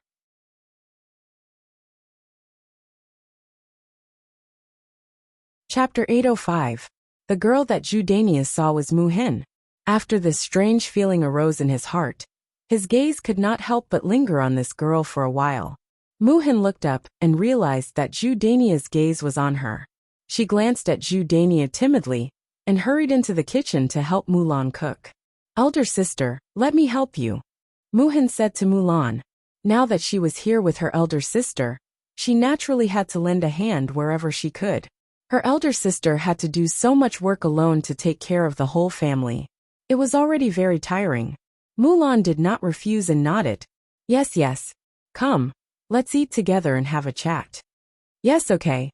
Zhu Daniu heard the girl's clear and melodious voice. Zhu Daniu's heart fluttered for a moment. This voice was really nice, much nicer than his wife's voice. This girl was good-looking, had a pleasant voice, and looked very gentle and considerate. As long as one was a man, he would probably prefer this type of girl. Zhu Daniu stroked his chin and followed her into the kitchen. Second sister-in-law, is this your younger sister? Zhu Daniu asked with a smile. He did not mean any harm. Mulan nodded and replied, Yes, big brother. I really couldn't tell. When she came to our house in the past, she was just a little girl. Now she has grown up to be quite beautiful, Zhu Daniu said with a smile. She could not help but glance at Mu Hin and size up Mu Hin. Mulan responded. This younger sister of hers had come to her house a few years ago. At that time, Hua had just been born. It had been 6 or 7 years. At that time, her younger sister was indeed a little girl. Haha, that's good. Second sister-in-law, treat her well. Since you're here, you're a guest. Zhu Daniu greeted him with a smile. Mulan nodded. She felt that Zhu Daniu's attitude was different from the others in family Zhu. He breathed a sigh of relief in his heart. He originally thought that Zhu Daniu was here to pick a bone, but he didn't expect that to be the case. After Zhu Daniu finished speaking, he did not leave immediately. Instead, he stayed in the kitchen and glanced at Mu Hin from time to time. Looking at Mu Hin's busy figure, Zhu Daniu could not help but sigh in his heart. This young, gentle, and diligent girl was so much better than his wife. Mu Hin felt uncomfortable being stared at by Zhu Daniu, but he couldn't say anything. Mulan noticed that something was wrong with Zhu Daniu, so she asked Zhu Daniu, What's wrong, big brother? What are you doing in the kitchen? It's so smoky. You should leave. Since Mulan said that, Zhu Daniu felt embarrassed to stay any longer. The corners of his mouth twitched. He laughed and said, All right then. I'll go out. You guys do your work. Second sister-in-law, since your younger sister is here, you should treat her well. Got it, big brother, Mulan said. Zhu Daniu reluctantly withdrew his gaze and pulled himself out of the kitchen. After Zhu Daniu left, Mu Hin timidly whispered in Mulan's ear. Sister, why do I feel that your big brother is a little strange? Mulan frowned. Is that so? Mu Hin nodded. Yes, I just feel that something is wrong. Why? What's wrong?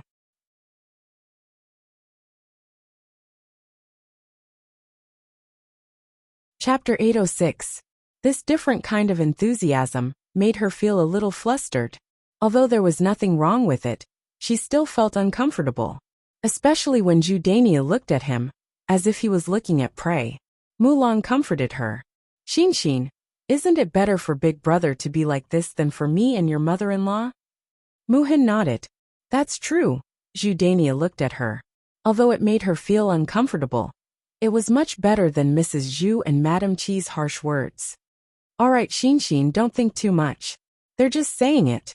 It doesn't really matter. Stay here with me. When my new house is built, we'll move out. Muhin nodded with a hint of anticipation. Mulan sighed and said, But you can't stay at my house forever. You'll have to get married when you're of age. Xin, I'm not chasing you away. If you meet a good man, you can marry him. If not, you can stay here with me.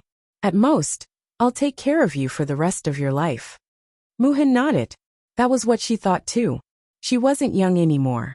Other people at her age were already married. If she met a good man, there was no harm in marrying him.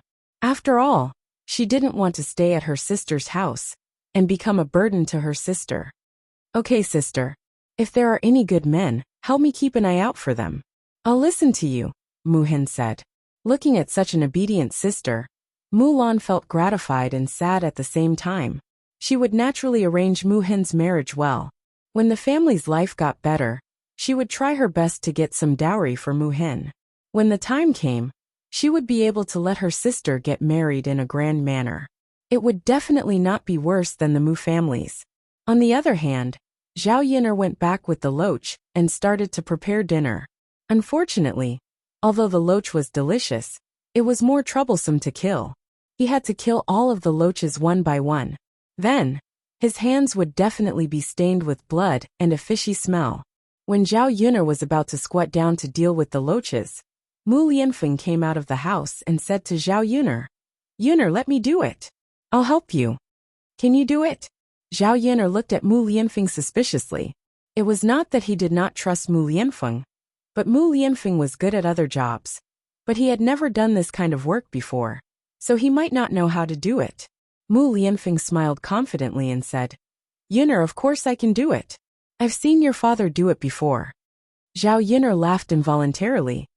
So you've only seen it before, but you haven't done it yourself. Why are you so confident that you can do it well? Mu Lianfeng smiled and said, Why wouldn't I be confident? Yun'er, trust me. I can definitely do it well. Looking at Mu Lianfeng's spirited eyes, Zhao Yun'er was dazed for a moment. This man was so damn handsome when he was so confident, wasn't he? Zhao Yun'er was dazed for a moment before she reacted. The corners of her mouth curled up into a smile as she said to Mu Lianfeng, All right then, you do it. Mu Lianfeng said as he took the basket and poured out the loaches.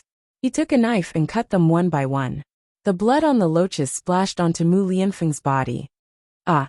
Zhao Yun'er exclaimed and quickly said, No, your clothes are stained with blood. It's dirty.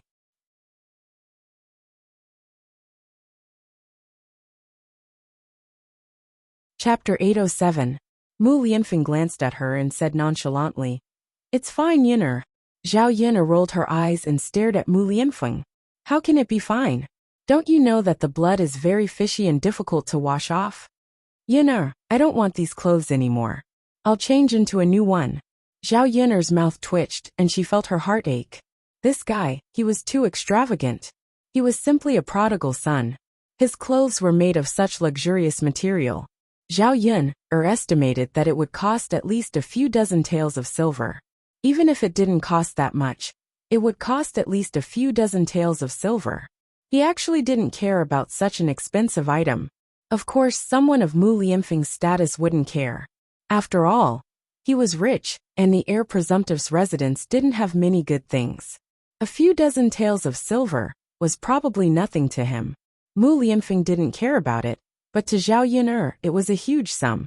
Zhao Yun'er looked at Mu Lianfeng bitterly. Mu Lianfeng's heart tightened and he said, Mu Lianfeng, if you continue like this, I'm afraid I won't be able to support you. Mu Lianfeng's hands paused and he said to Zhao Yun'er, Yun'er, it's fine. I'll support you.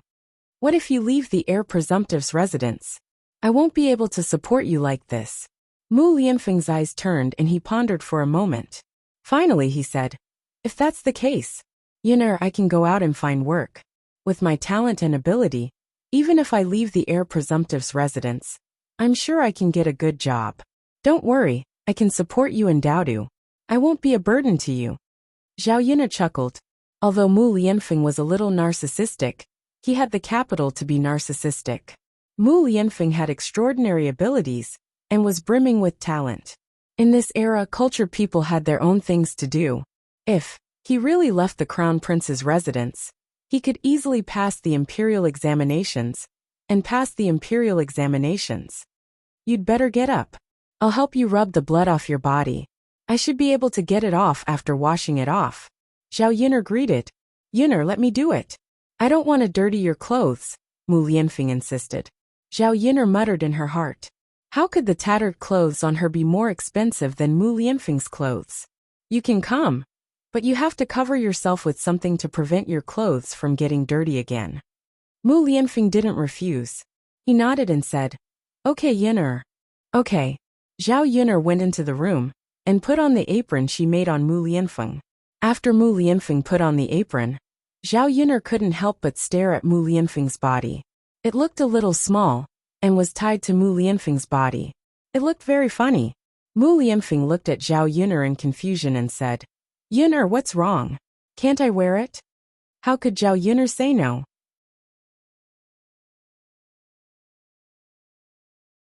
If she said yes, this guy would definitely take off the apron. When that happened, the blood of the loach would splash on his clothes, and the clothes would probably be ruined.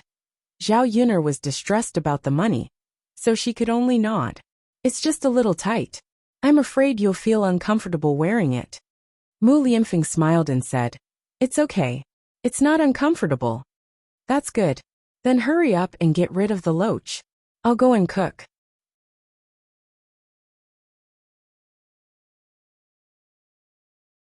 Chapter 808.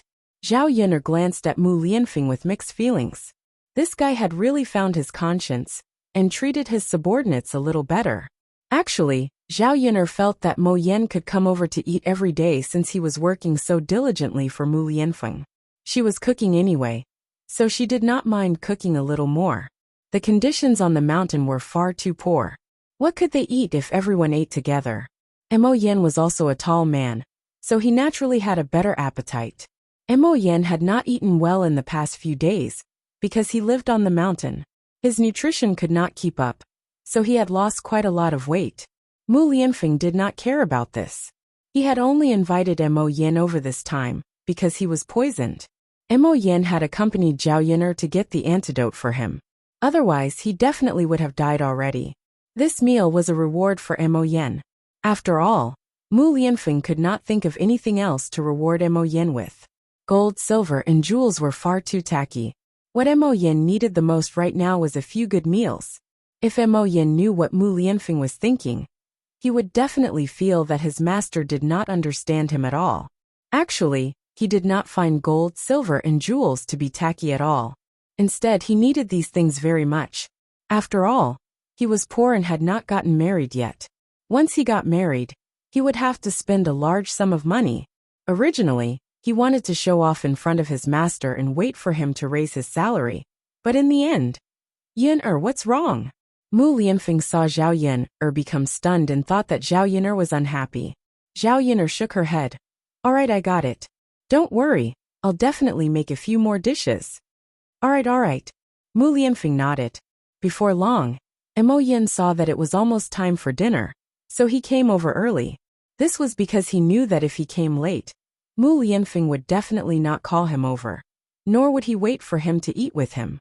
By then, he would probably only be eating leftovers. Mu Lianfeng suddenly asked him to eat.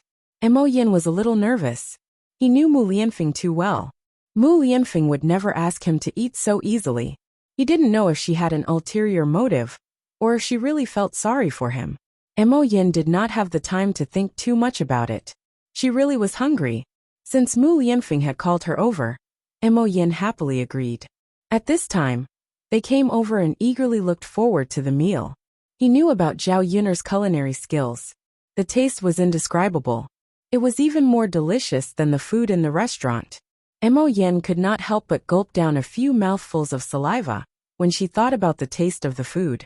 Only when he arrived before Zhao Yun'er's home did he discover that Mo Yin was wearing something and was currently killing loaches on the ground. Mo Yan's heart tightened when she saw Mu Lianfeng like this. Is Master crazy? He actually made it look like a woman. No matter how he looked at it, it felt strange. He is the noble heir. How can he be like this? However, Mu Lianfeng acted like nothing had happened. He was extremely calm. Mu Lianfeng sensed someone approaching. He raised his head and met Mo Yan's eyes. Mu Lianfeng raised an eyebrow and asked Mo Yan, "Why didn't you tell me you were coming over? What are you planning to do?"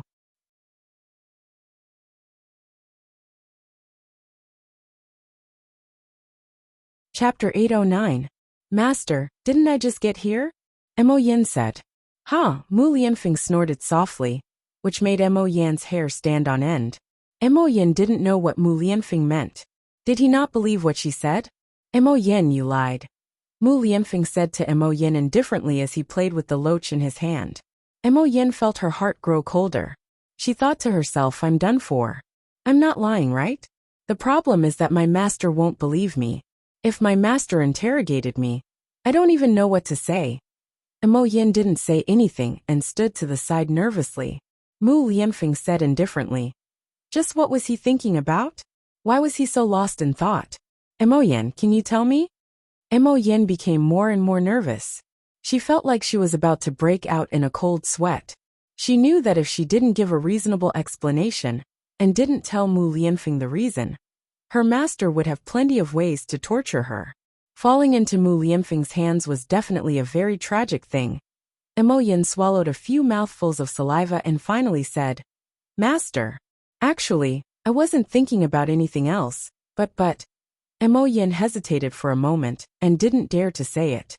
But what? Master, if I say it, you have to promise me first that you won't skin me alive. Mu Lianfeng raised the corner of his mouth and said, Say it.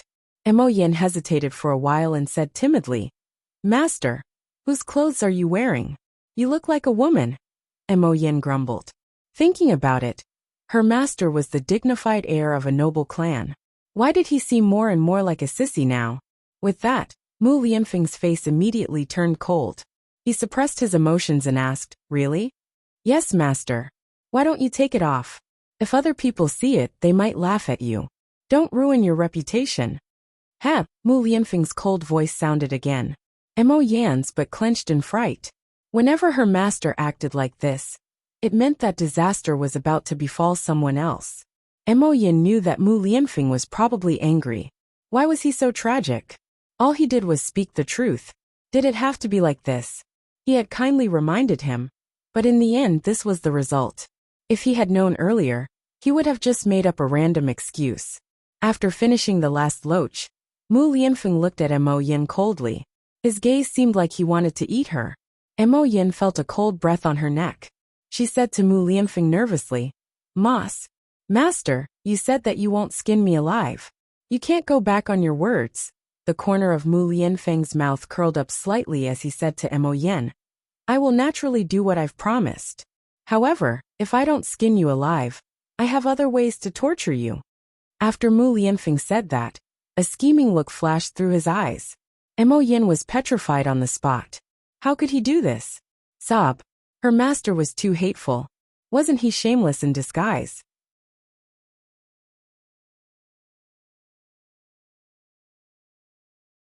Chapter 810. Mo Yan looked at Mu Lianfeng nervously.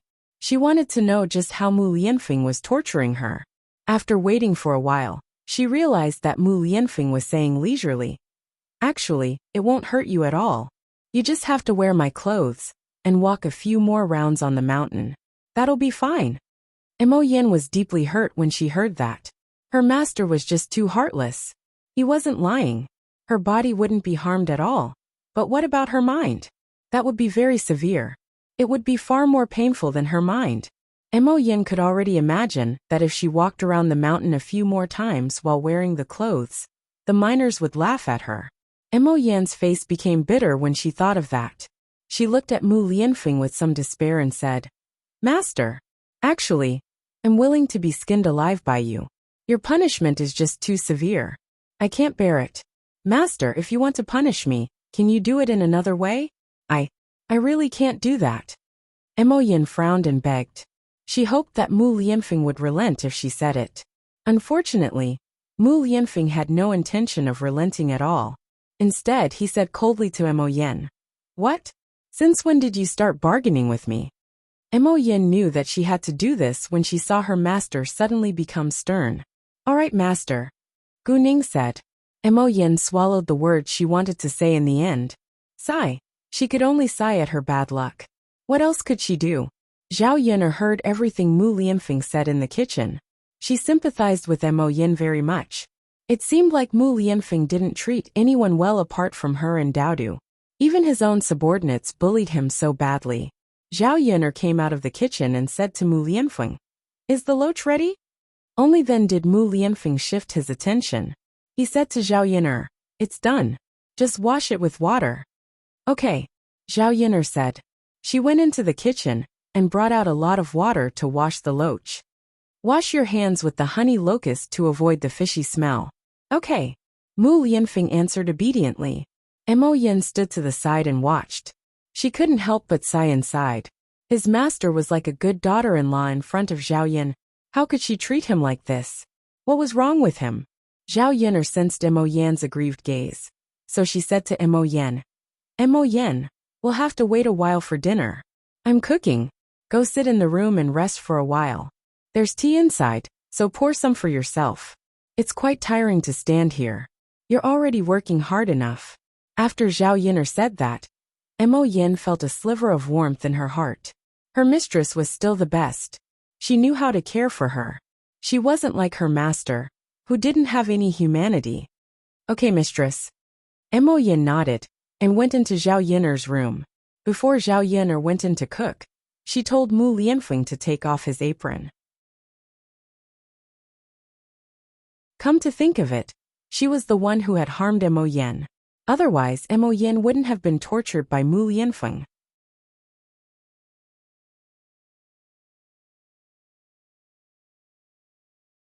Chapter 8:11. Although the food he made wasn't some exotic delicacy, it tasted delicious. The dishes were so fragrant that Mo Yin could not help but drool before she tasted them. Zhao Yun'er told Mo Yin to eat when she saw how envious Mo Yin was. Before Mo Yin died, she had to have a good meal at the very least, so that she could die with a full stomach. After the meal, Zhao Yun'er took out a toothpick and helped Mo Yin and Mu Lianfeng pick their teeth. They had eaten far too much meat, so it was unavoidable for them to get meat on their teeth. It was impossible to remove it by hand. As for the toothpick, Zhao Yun'er made it herself. The villagers did not seem to use them. This was because the villagers were extremely poor in the first place. They only had a few meals of meat each year, so they did not use them at all. Even if they got meat on their teeth, they would not remove it. After Mo Yin received it, she said to Zhao Yun'er, Thank you, madam. Zhao Yun'er shook her head. You're welcome. Mu Lianfeng took it as well. Just when the two of them were about to pick their teeth, they discovered that Zhao Yun'er was staring at them. Mu Lianfeng asked curiously, Yun'er, is there something else you want from us? Zhao Yun'er shook her head. It's actually nothing. I just want to see if you two pretty men look good when you pick your teeth. Mo Yin and Mu Lianfeng became speechless when they heard what Zhao Yun'er had said. Mo Yin was nervous because Zhao Yun'er had directly praised her as a pretty man in front of Mu Lianfeng. How could that be? With her master's jealous personality, Mu Lianfeng would probably be extremely displeased when Zhao Yun'er praised him. Fortunately, Mo Yin was overthinking things this time. Mu Lianfeng had not thought of that. Yin, or what's there to look at? Of course. Then forget it, I'll go rinse my mouth. Mu Lianfeng suddenly felt uncomfortable and said to Zhao Yun'er. Mo Yin added in a hurry. I'll rinse my mouth as well. Hey, why are you guys like this? Zhao Yun'er suddenly felt a little disappointed. Madam, Your way of thinking is a little special. Normal people can't satisfy you. Zhao Yun'er rolled her eyes and looked at the master and servant. Could it be that her actions had frightened them? Since that was the case, then forget it. Actually, she didn't have that many special hobbies. She was just curious. Then you guys chat, I'll go wash the dishes. Zhao Yun'er said. After eating her fill, Mo Yin began to report to Mu Lian. Master, a lot of iron has been smelted. Can we rush out the first batch of weapons? His Majesty is already urging us. The war could start at any time. We have to hurry. Mu Lianfeng nodded. I'll leave the matter of the weapons to you. The weapons have to be of good quality. Keep a close eye on them, and don't let anything go wrong.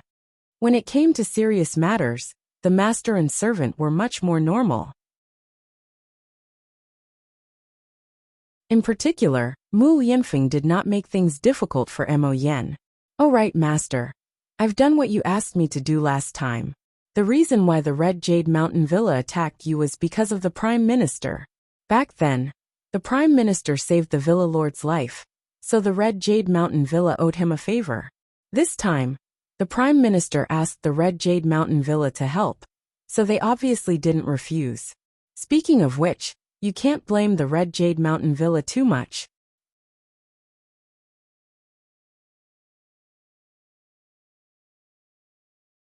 Chapter 8:12. Was he so eager to take his life? Mu Lianfeng did not care about himself. So what if he died?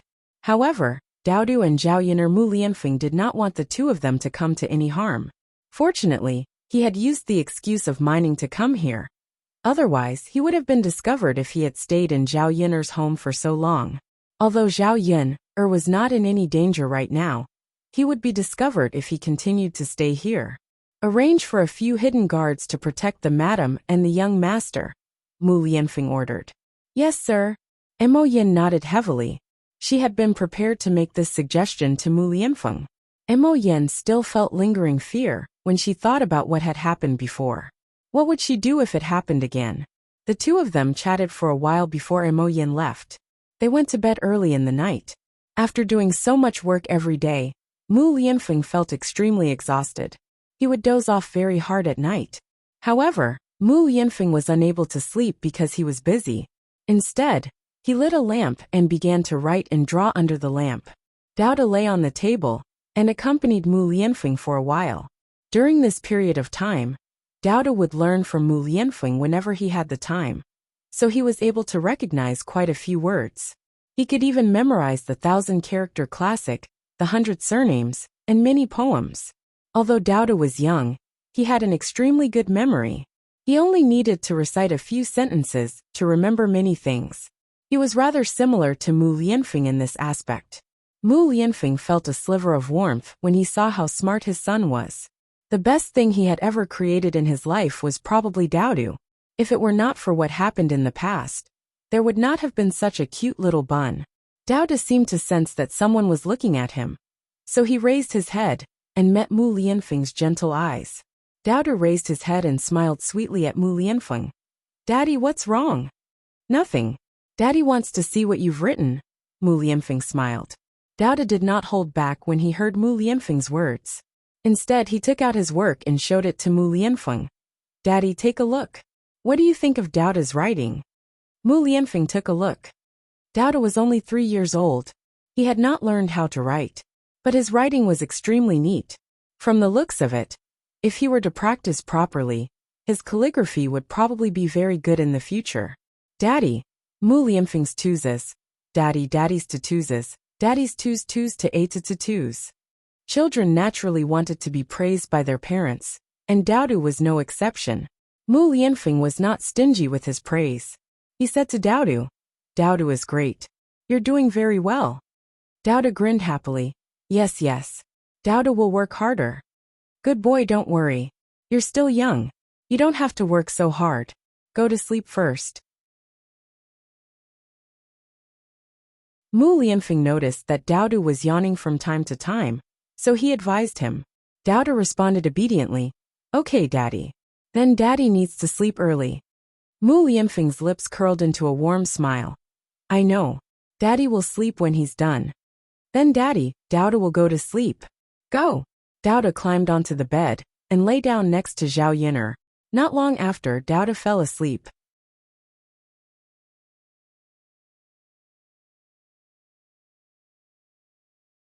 Chapter 8:13. He would risk his life to protect these two people, and he would never let them get hurt. Mu Lianfeng looked at Doudu and Zhao Yin'er's faces, and for a moment, he was a little dazed. He couldn't help but get up and walk to the two of them. He first touched Douda's smooth little face, then bent down and gently kissed Zhao Yin'er's face. He originally thought that Zhao Yin'er was asleep, and his movements were very light, so Zhao Yin'er shouldn't have noticed. But before he could move away, Zhao Yin'er suddenly opened her eyes, and the two of them looked at each other. Mu Lianfeng suddenly felt nervous and embarrassed. Zhao Yin'er asked, Mu Lianfeng, what are you doing? Mu Lianfeng stuttered, You kissed me when I was sleeping?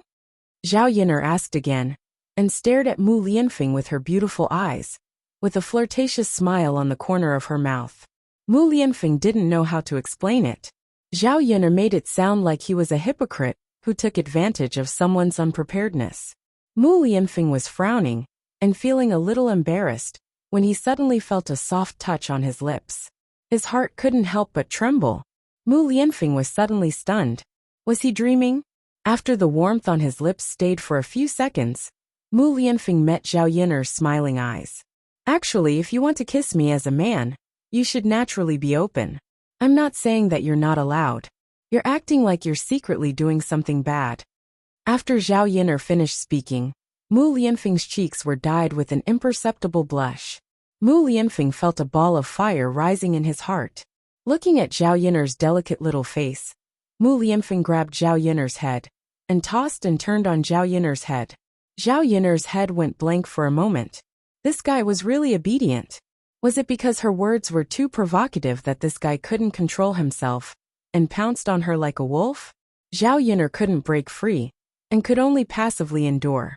Fortunately, Douda was by her side. It was inconvenient on such a small bed. Otherwise, Zhao Yin'er felt that Mu Lianfeng might go one step further. After a long while, Mu Lianfeng finally let go of Zhao Yin'er. He pecked Zhao Yin'er's forehead lightly and said to Zhao Yin'er in a gentle tone, as if he was coaxing a child, Yin'er, hurry up and sleep. He knew that Zhao Yin'er did so much work every day and was exhausted.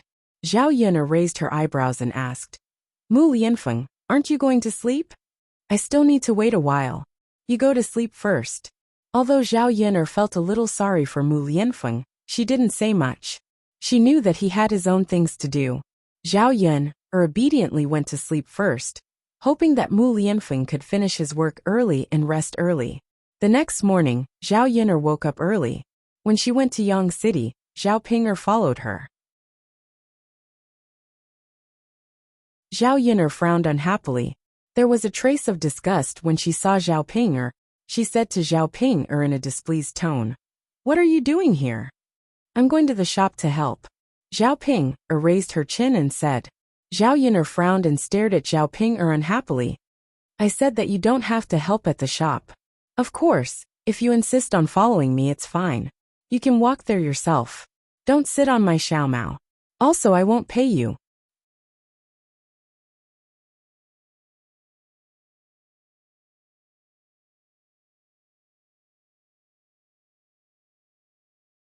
Chapter 8:14. Zhao Yin'er snorted. Are you deaf or do you have a problem with your intelligence? Didn't I make it clear enough yesterday? Zhao Yin'er, you've gone too far. Zhao Ping'er, I've tolerated you for a long time. You'd better not offend me. Otherwise, I won't lend you the dowry after you get married to my mother, so I won't lend it to you either. You won't be able to get married, and you'll become a joke in the village. Zhao said that to scare Zhao Ping'er. Zhao Yin'er didn't want to let such a troublemaker stay at home to disgust her. Hearing that, Zhao Ping'er immediately became obedient. Indeed, this was what Zhao Ping'er was most afraid of. It wasn't easy for her to find a suitable man to marry. If he didn't work this time, she wouldn't be able to find a man as handsome as the one in Qin Yuan next time. Zhao Ping'er was disappointed at once. She looked at Zhao Yin'er with sadness in her eyes. Zhao Yin'er was too much. How could she treat her like this? Seeing that Zhao Ping'er stopped complaining, Zhao Yin'er smiled. It seemed that this method worked well on Zhao Ping'er. Why didn't she think of using this method to scare Zhao Ping'er before? At this time, Mulan and Muhin walked over. Zhao Yin'er called them to get in the car, and they drove leisurely to Yang City. When they arrived at Yang City, the stall was set up. Zhao Yin'er observed Muhin for a while. She was very smart and efficient when working. She was much better than Zhao Ping'er, who was stupid. Mulan also watched Muhin work nervously. If Muhin didn't do a good job, he wouldn't be able to keep her. However, when he saw that Mu Xian was working very efficiently, he let out a sigh of relief. Liang Jinxiao was curious about Muhin, so he kept asking Mulan. Mulan then told Liang Jinxiao about her younger sister. After hearing what Mulan said, Liang Jinxiao sympathized with Muhin. This little girl was good in every way, but she was too pitiful. Precisely because of this, Liang Jinxiao felt pity for Muhin. She's a good child. It's good that she's helping out at our stall. We just happen to be short of a helper, Liang Jinxiao said. Since Xinxin is here to help, I'll definitely let her do a good job, Mulan said. Very good. This girl is diligent and clever. She's very good. Haha. Thank you for the compliment, Auntie. This child is not bad. I didn't mean to praise her, Liang Jinxiao said with a smile. Mula was also very happy that her younger sister was recognized by others. Liang Jinxiao talked to Mulan for a while. If he hadn't talked to Su Yukai, Liang Jinxiao would think that Zhao Tianan and Mu Hin would be a good couple. The two children were about the same age. Mu Hin was so sensible, obedient, diligent, and beautiful. If he married her, it would be his family's blessing. Mulan was a good person. Naturally, this younger sister wouldn't be too bad. Liang Jinxiao planned to introduce Mu Hin to Zhao Tianan if the talk with the Su family didn't work out. As Mulan said, he wanted to introduce Mu Hin to a good family. Although the third branch of the family wasn't very rich, at least after Mu Hin married into the family, they would treat Mu Hin well and wouldn't let Mu Hin suffer.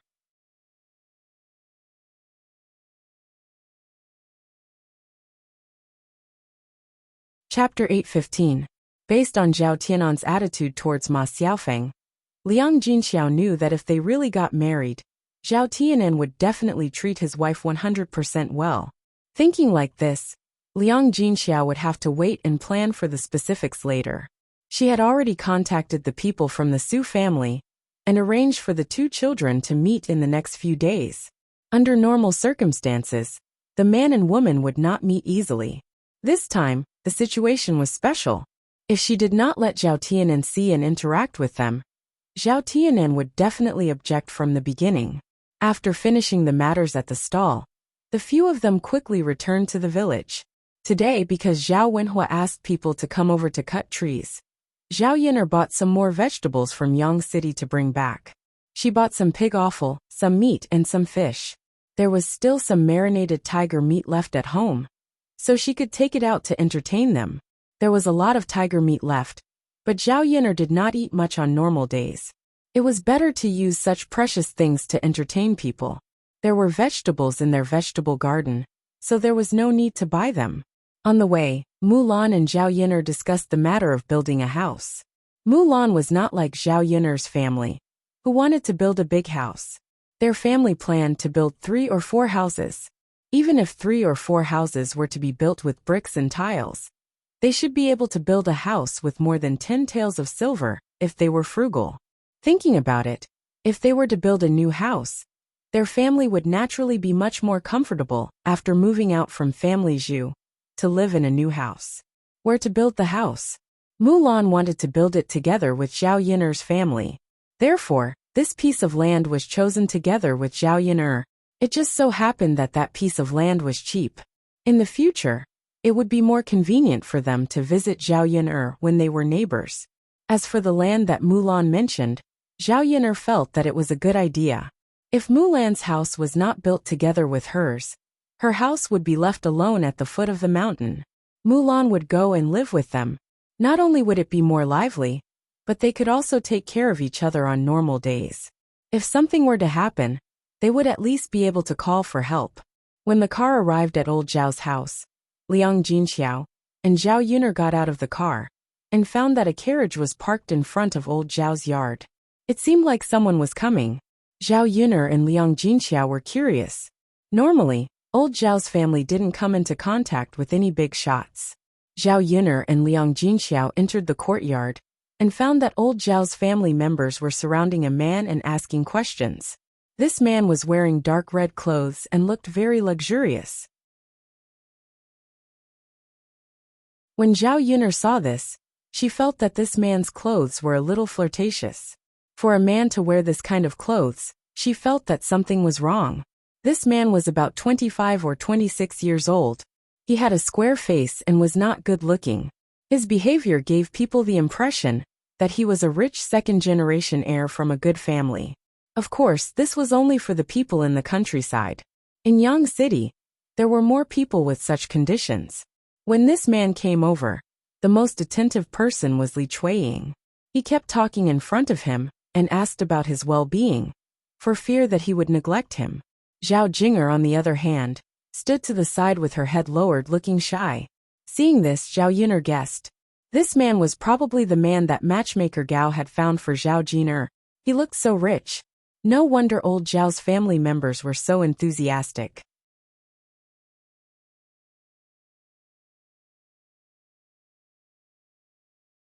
Chapter 8:16. Zhao Yuner couldn't help but shake her head.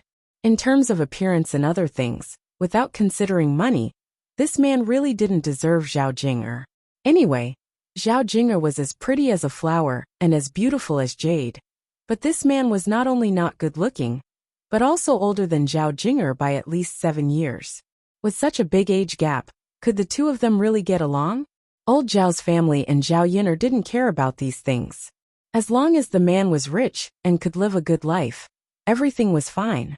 They wouldn't consider anything else at all. Zhao Yuner carried her things and walked into old Zhao's yard. She didn't hear what they were talking about until she got closer. Zhao Yuner felt that a mouthful of blood was stuck in her chest, and she almost spat it out. The man's name was Zheng Qian.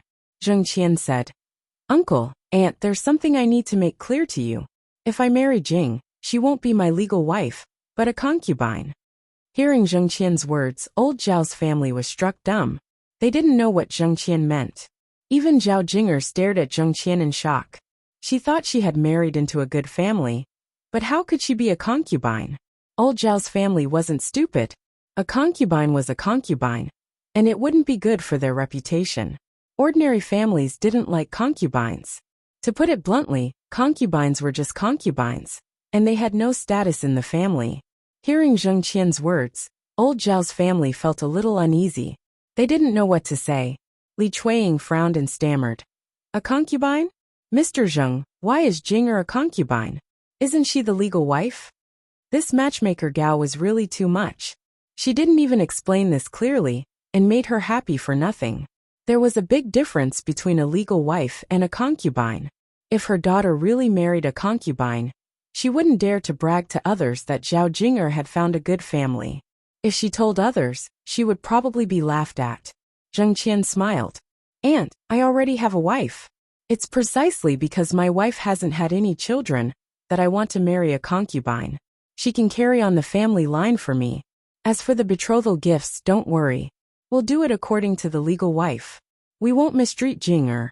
If she can give birth to a fat boy for me after we get married, I'll give you an extra 100 taels of silver." Since Zheng Qian's family, old Zhao's family was rich. Thinking about it, if the gift money was not a problem, and there were so many promises, there was really nothing much to say. It's just that it doesn't have a good reputation. If you don't care about that, it's fine. Old Zhao's family was silent and hesitant. They pulled Zhao Wenshui and Li Chuiying aside and said to them, "Actually, I don't think it's a big deal. Isn't it just a concubine? If Jinger marries into your family, her life will be much better than that of an ordinary family. I think she can live a good life. Also, young Master Jing's legal wife is a hen that can't lay eggs. If our Jinger marries him, and can really give birth to a son, the mother's status will rise because of her son. Maybe in the future, she can squeeze out the legal wife. Zhao Wenshui and Li Chuiying heard that and nodded.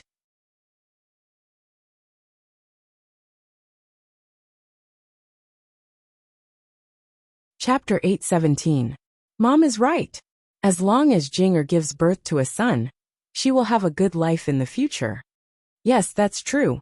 If she misses out on Lord Zheng, it will be difficult for Jing'er to find such a good man. But all the villagers are poor. How can Jing'er live a good life? Then let's agree to the marriage and let Jing'er marry Lord Zheng. Will Jing'er agree? What's there to disagree about? We're not harming her. We just want her to live a good life. No matter how much we look forward to it, it won't happen. That's true. Many people can't wait for it. Speaking of which, our Jing'er is quite lucky. Alright, let's talk to Lord Zheng about it. Don't think that we won't agree to marry another girl. It's such a good opportunity. If Jing'er doesn't agree, there are plenty of other people who will. Right. After the few of them finished their discussion, they turned around and walked over to Zheng Qian. Just as they were about to tell Zheng Qian that it was fine, Zhao Baoshan jumped out and said very sternly, "How can we do that? We country folk will not stoop to the level of being concubines. Lord Zheng, if Jing'er really wants to be a concubine, then forget it. Old Zhao's family can't afford to lose face." After Zhao Baoshan said that, Zhao Wenshui, Li Chuiying, and Hua Chunhua all thought that it was over. Now, Zheng Qian would probably be angry and really not agree to this marriage. Hua Chunhua immediately said to Zhao Baoshan, "Old man, why do you care so much about it? It's just a matter of reputation. If old Zhao's family doesn't talk about it, no one will know. The most important thing is whether Jing'er can live a good life after marrying into that family. Nowadays, people find a good man for their children because they want them to live a comfortable life in the future. Think about it. If Jing'er marries into that family, she can eat and drink well every day. She will also be taken care of by others. Compared to marrying into an ordinary family, she will have to work tirelessly to serve her in-laws, her husband, and her whole family, okay?" After Hua Chunhua said that, Zhao Baoshan snorted. "You only care about these things. How can a concubine be so good?" Old man, I say, why are you so stubborn? You only think about fame and reputation. Why do we care about things like face? What's the use of it? Could it be that they could be eaten as food? Don't you think about the children's future?" Li Chuiying followed Hua Chunhua and echoed, "Dad, the most important thing is that Jing'er can live a good life." "Father, it's not easy for our Jing'er to marry into such a family. If she wants to be the legal wife, does she need to come all the way to our countryside to find someone?" Zhao Baoshan listened to Zhao Wenshui, Li Chuiying, and Hua Chunhua talking one after another. His frown deepened. What they said made sense, but in fact it wasn't the case. They just wanted money. They made it sound nice. Zhao Baoshan coldly stared at the three of them. They would do anything for money. However, Zhao Jing'er was Zhao Wenshui and Li Chuiying's daughter. No matter how unwilling he was, he couldn't oppose it too much.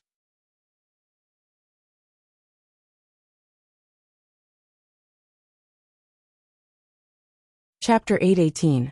After all, Zhao Jing'er would be the one getting married in the end. Zhao Jing'er had the right to decide whether to marry or not.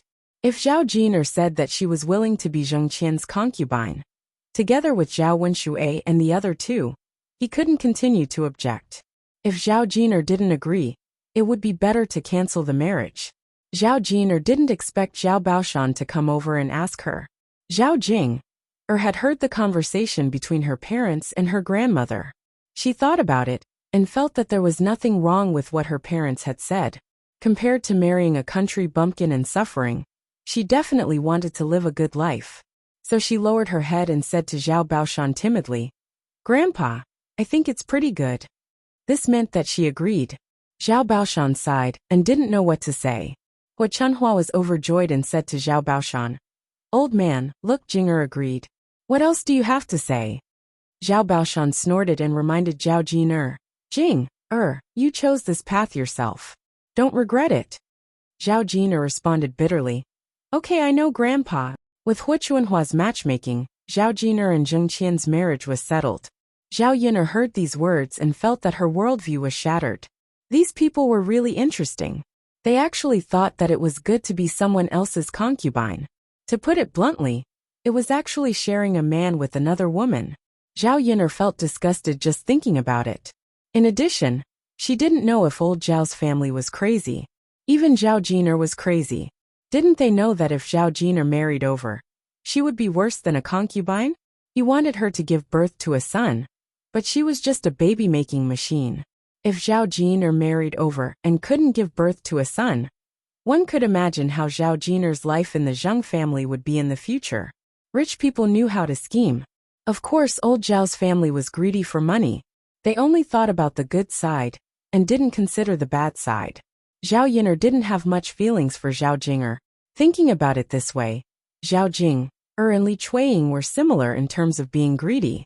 Zhao Yin'er naturally couldn't say anything about her choice. Whatever Zhao Jin'er experienced in the future, that was her business. Everything that she might suffer in the future was her own choice. People had to be responsible for their own decisions. Zhao Yin'er stopped thinking about old Zhao's family and started to prepare lunch. At noon, she had lunch with her parents and entertained the men who were helping to chop trees in the mountains. When it was time for dinner, old Zhao's family had to prepare the meal. However, there was nothing good in old Zhao's house. He didn't know that Zheng Qian would suddenly come. It wasn't easy for Zheng Qian to come over, and he was from a rich family. Naturally, they couldn't neglect him. Zheng Qian came over this time with a lot of things, but they were all some pastries, candies, longan and brown sugar. However, he didn't bring anything that could be cooked with meat. So for a while, old Zhao's family couldn't take out anything good to entertain him.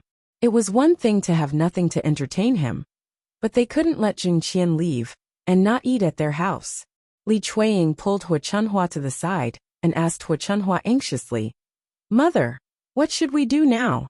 What should we entertain young Master Zheng at noon?"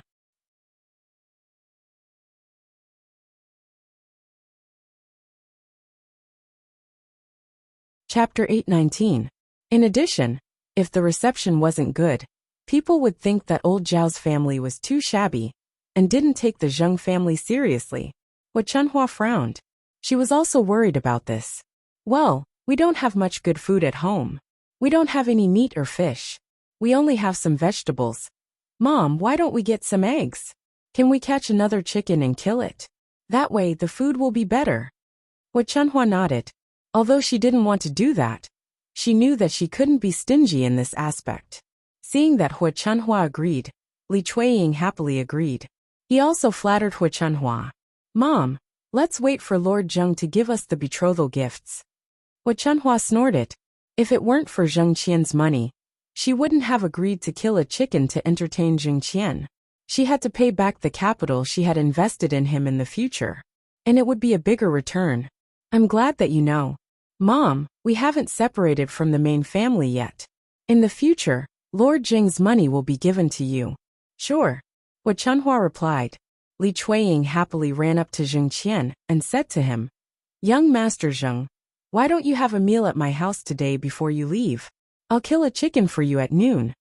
Li Chueying just wanted to tell Zheng Qian that there would be delicious food for him at noon. However, right after Li Chueying said that, the waiter who came with Zheng Qian said, "Lord Zheng doesn't eat chicken." After the waiter said that, Li Chueying stiffened and said to Zheng Qian, "Oh, Lord Zheng, you don't eat chicken?" Li Chueying obviously looked a little disappointed. What should he do now? If Zheng Qian didn't eat chicken, what good food was there to entertain him at home? Zheng Qian smiled and said, "Auntie, just prepare some food for me at noon. I'm not particular." Li Chueying answered with a smile. It was true that it wasn't particular, but it couldn't be too shabby. Li Chueying was extremely anxious. He hurriedly pulled Hua Chunhua aside and asked, "Mother, what should we do now? Young Master Zheng won't eat chicken. Do we have anything else to offer?" Hua Chunhua frowned and said to Li Chueying, "Don't you know what we have? Think about it yourself. What kind of food can there be?" Hua Chunhua thought for a while. Indeed, there was nothing to eat. Their house was not in town, so they could not buy anything on the spur of the moment. He didn't have it at home, and he couldn't buy it. He had to think of a solution. No matter how much he thought about it, he couldn't think of anything. He could only feel anxious. Seeing Li Chueying like this, Hua Chunhua said to Li Chueying, "All right, don't worry. It's useless to be anxious." Saying that, Hua Chunhua rolled her eyes and said to Li Chueying, "I saw Yuner bring meat back. How about this? You can go and talk to Yuner and ask her to sell the meat to us. We'll pay her the money." Hearing that, Li Chueying's eyes lit up. He felt that Hua Chunhua's words made sense, so he nodded at once. "Mother, no problem. I'll go talk to Yuner right now." Li Chueying's flattery was very effective on Hua Chunhua. Chapter 820. Li Chueying smiled sheepishly and replied, "Mother, you're right. I'll definitely do as you say. Take your time. There's no rush." "Okay. Go ahead and let Yuner know," said Hua Chunhua. "Okay. Mother, I'll go right away." With that, Li Chueying eagerly ran to Zhao Yuner's room. Actually, Li Chueying didn't think it was enough to just borrow the meat.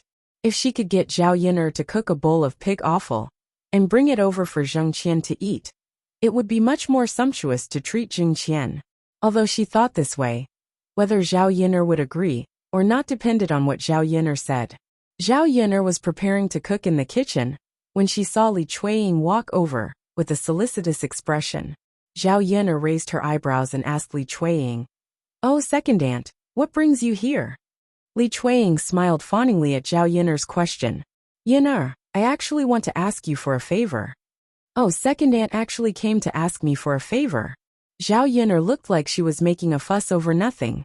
Li Chueying knew that she didn't get along with Zhao Yun, or normally, and said a lot of bad things to her. At this moment, Zhao Yuner was being picky and making things difficult for her. It was understandable. Li Chueying said even more fawningly, "Yuner, it's second aunt's fault. You're a good girl, so don't be so calculative with second aunt, okay?" Zhao Yuner glanced at Li Chueying with a half-smile. Actually, she couldn't be bothered to argue with her. "Second aunt, what's the matter? Just say it. You don't have to beat around the bush," Li Chueying said with a smile. "Yuner, look, Jinger's future husband is coming to our house today. He is a rich man, so old Zhao's family should treat him well. But we don't have anything good to serve you at home, so we were wondering if you could sell us the pork you bought today. If possible, could you also give us a bowl of your fried pig offal?" After Li Chueying finished speaking, he looked at Zhao Yuner expectantly. Zhao Yuner sneered. She didn't know where Li Chueying got the nerve to say those words. She usually made things difficult for her, but now she had the nerve to ask for her help. She wasn't stupid. Seeing that Zhao Yuner didn't say anything, Li Chueying suddenly became anxious. He said to Zhao Yuner, "Yuner, please help us with this. Jing finally found a good husband, and I really hope she can marry him and live a happy life. Even if you don't want to give second aunt face, you have to think about Jing. After all, she is your cousin, don't you think so?" Zhao Yuner smiled. "You're right, second aunt. Since that's the case, I'll sell it to you." Li Chueying was delighted. "Haha, that's great. Yuner is so generous and sensible." But, Zhao Yuner continued, which made Li Chueying's heart skip a beat. "What's wrong?" Li Chueying asked. "But second aunt, I have to treat someone at noon, and I brought it all the way from the town for you. Of course, I have to pay more."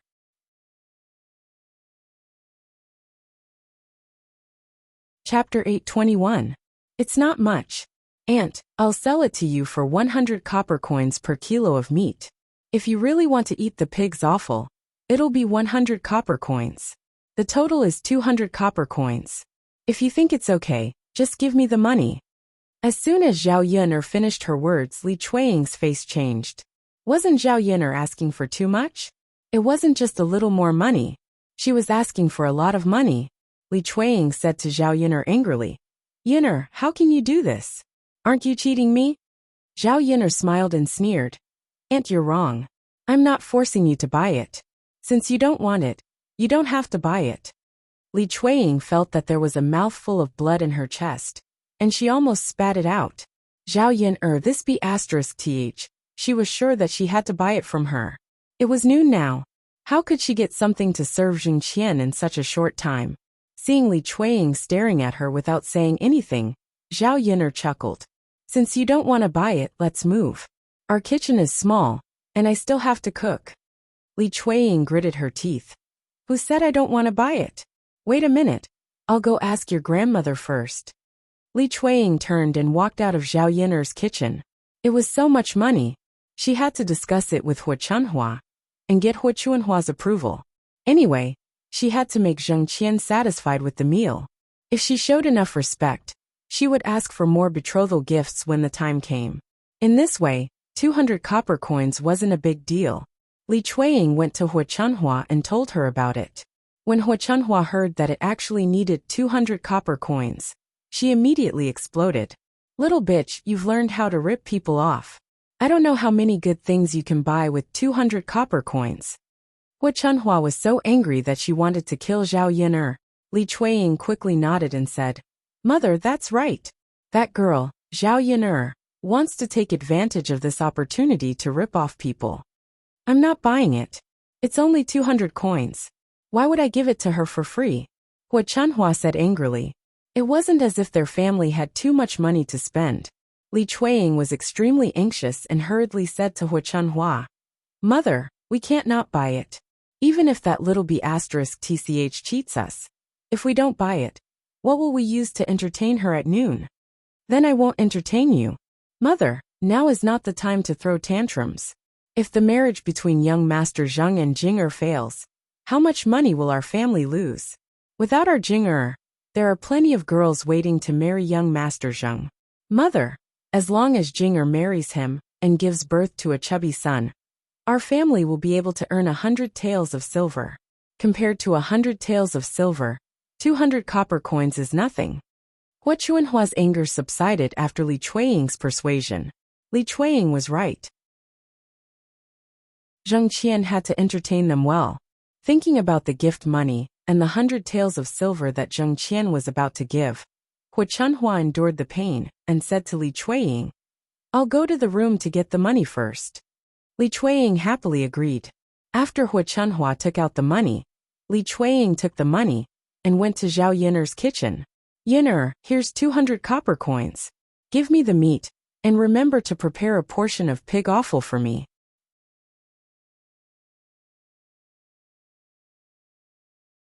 Chapter 822. When Zhao Yin'er saw Li Chuiying's pained expression when he handed over the money, she couldn't help but feel pleased.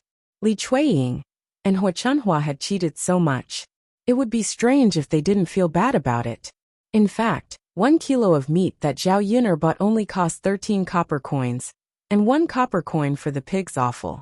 Including the cost of processing, it would be 15 to 16 copper coins. After deducting the cost, she had made more than 180 copper coins, which was enough for her to sell a lot of breakfast. Yin'er, when you're done, bring the pig's offal to me. Li Chuiying reminded her. Zhao Yin'er nodded. Got it, aunt. Okay. Li Chuiying reminded her, then left Zhao Yin'er's room. After Li Chuiying left, Liang Jinxiao went to Zhao Yin'er and said to Zhao Yin'er, Yin'er, is it appropriate for us to do this? Why did you ask for so much money from your second aunt? Zhao Yin'er knew that Liang Jinxiao was a shy person. He would feel embarrassed to take so much money from old Zhao's family.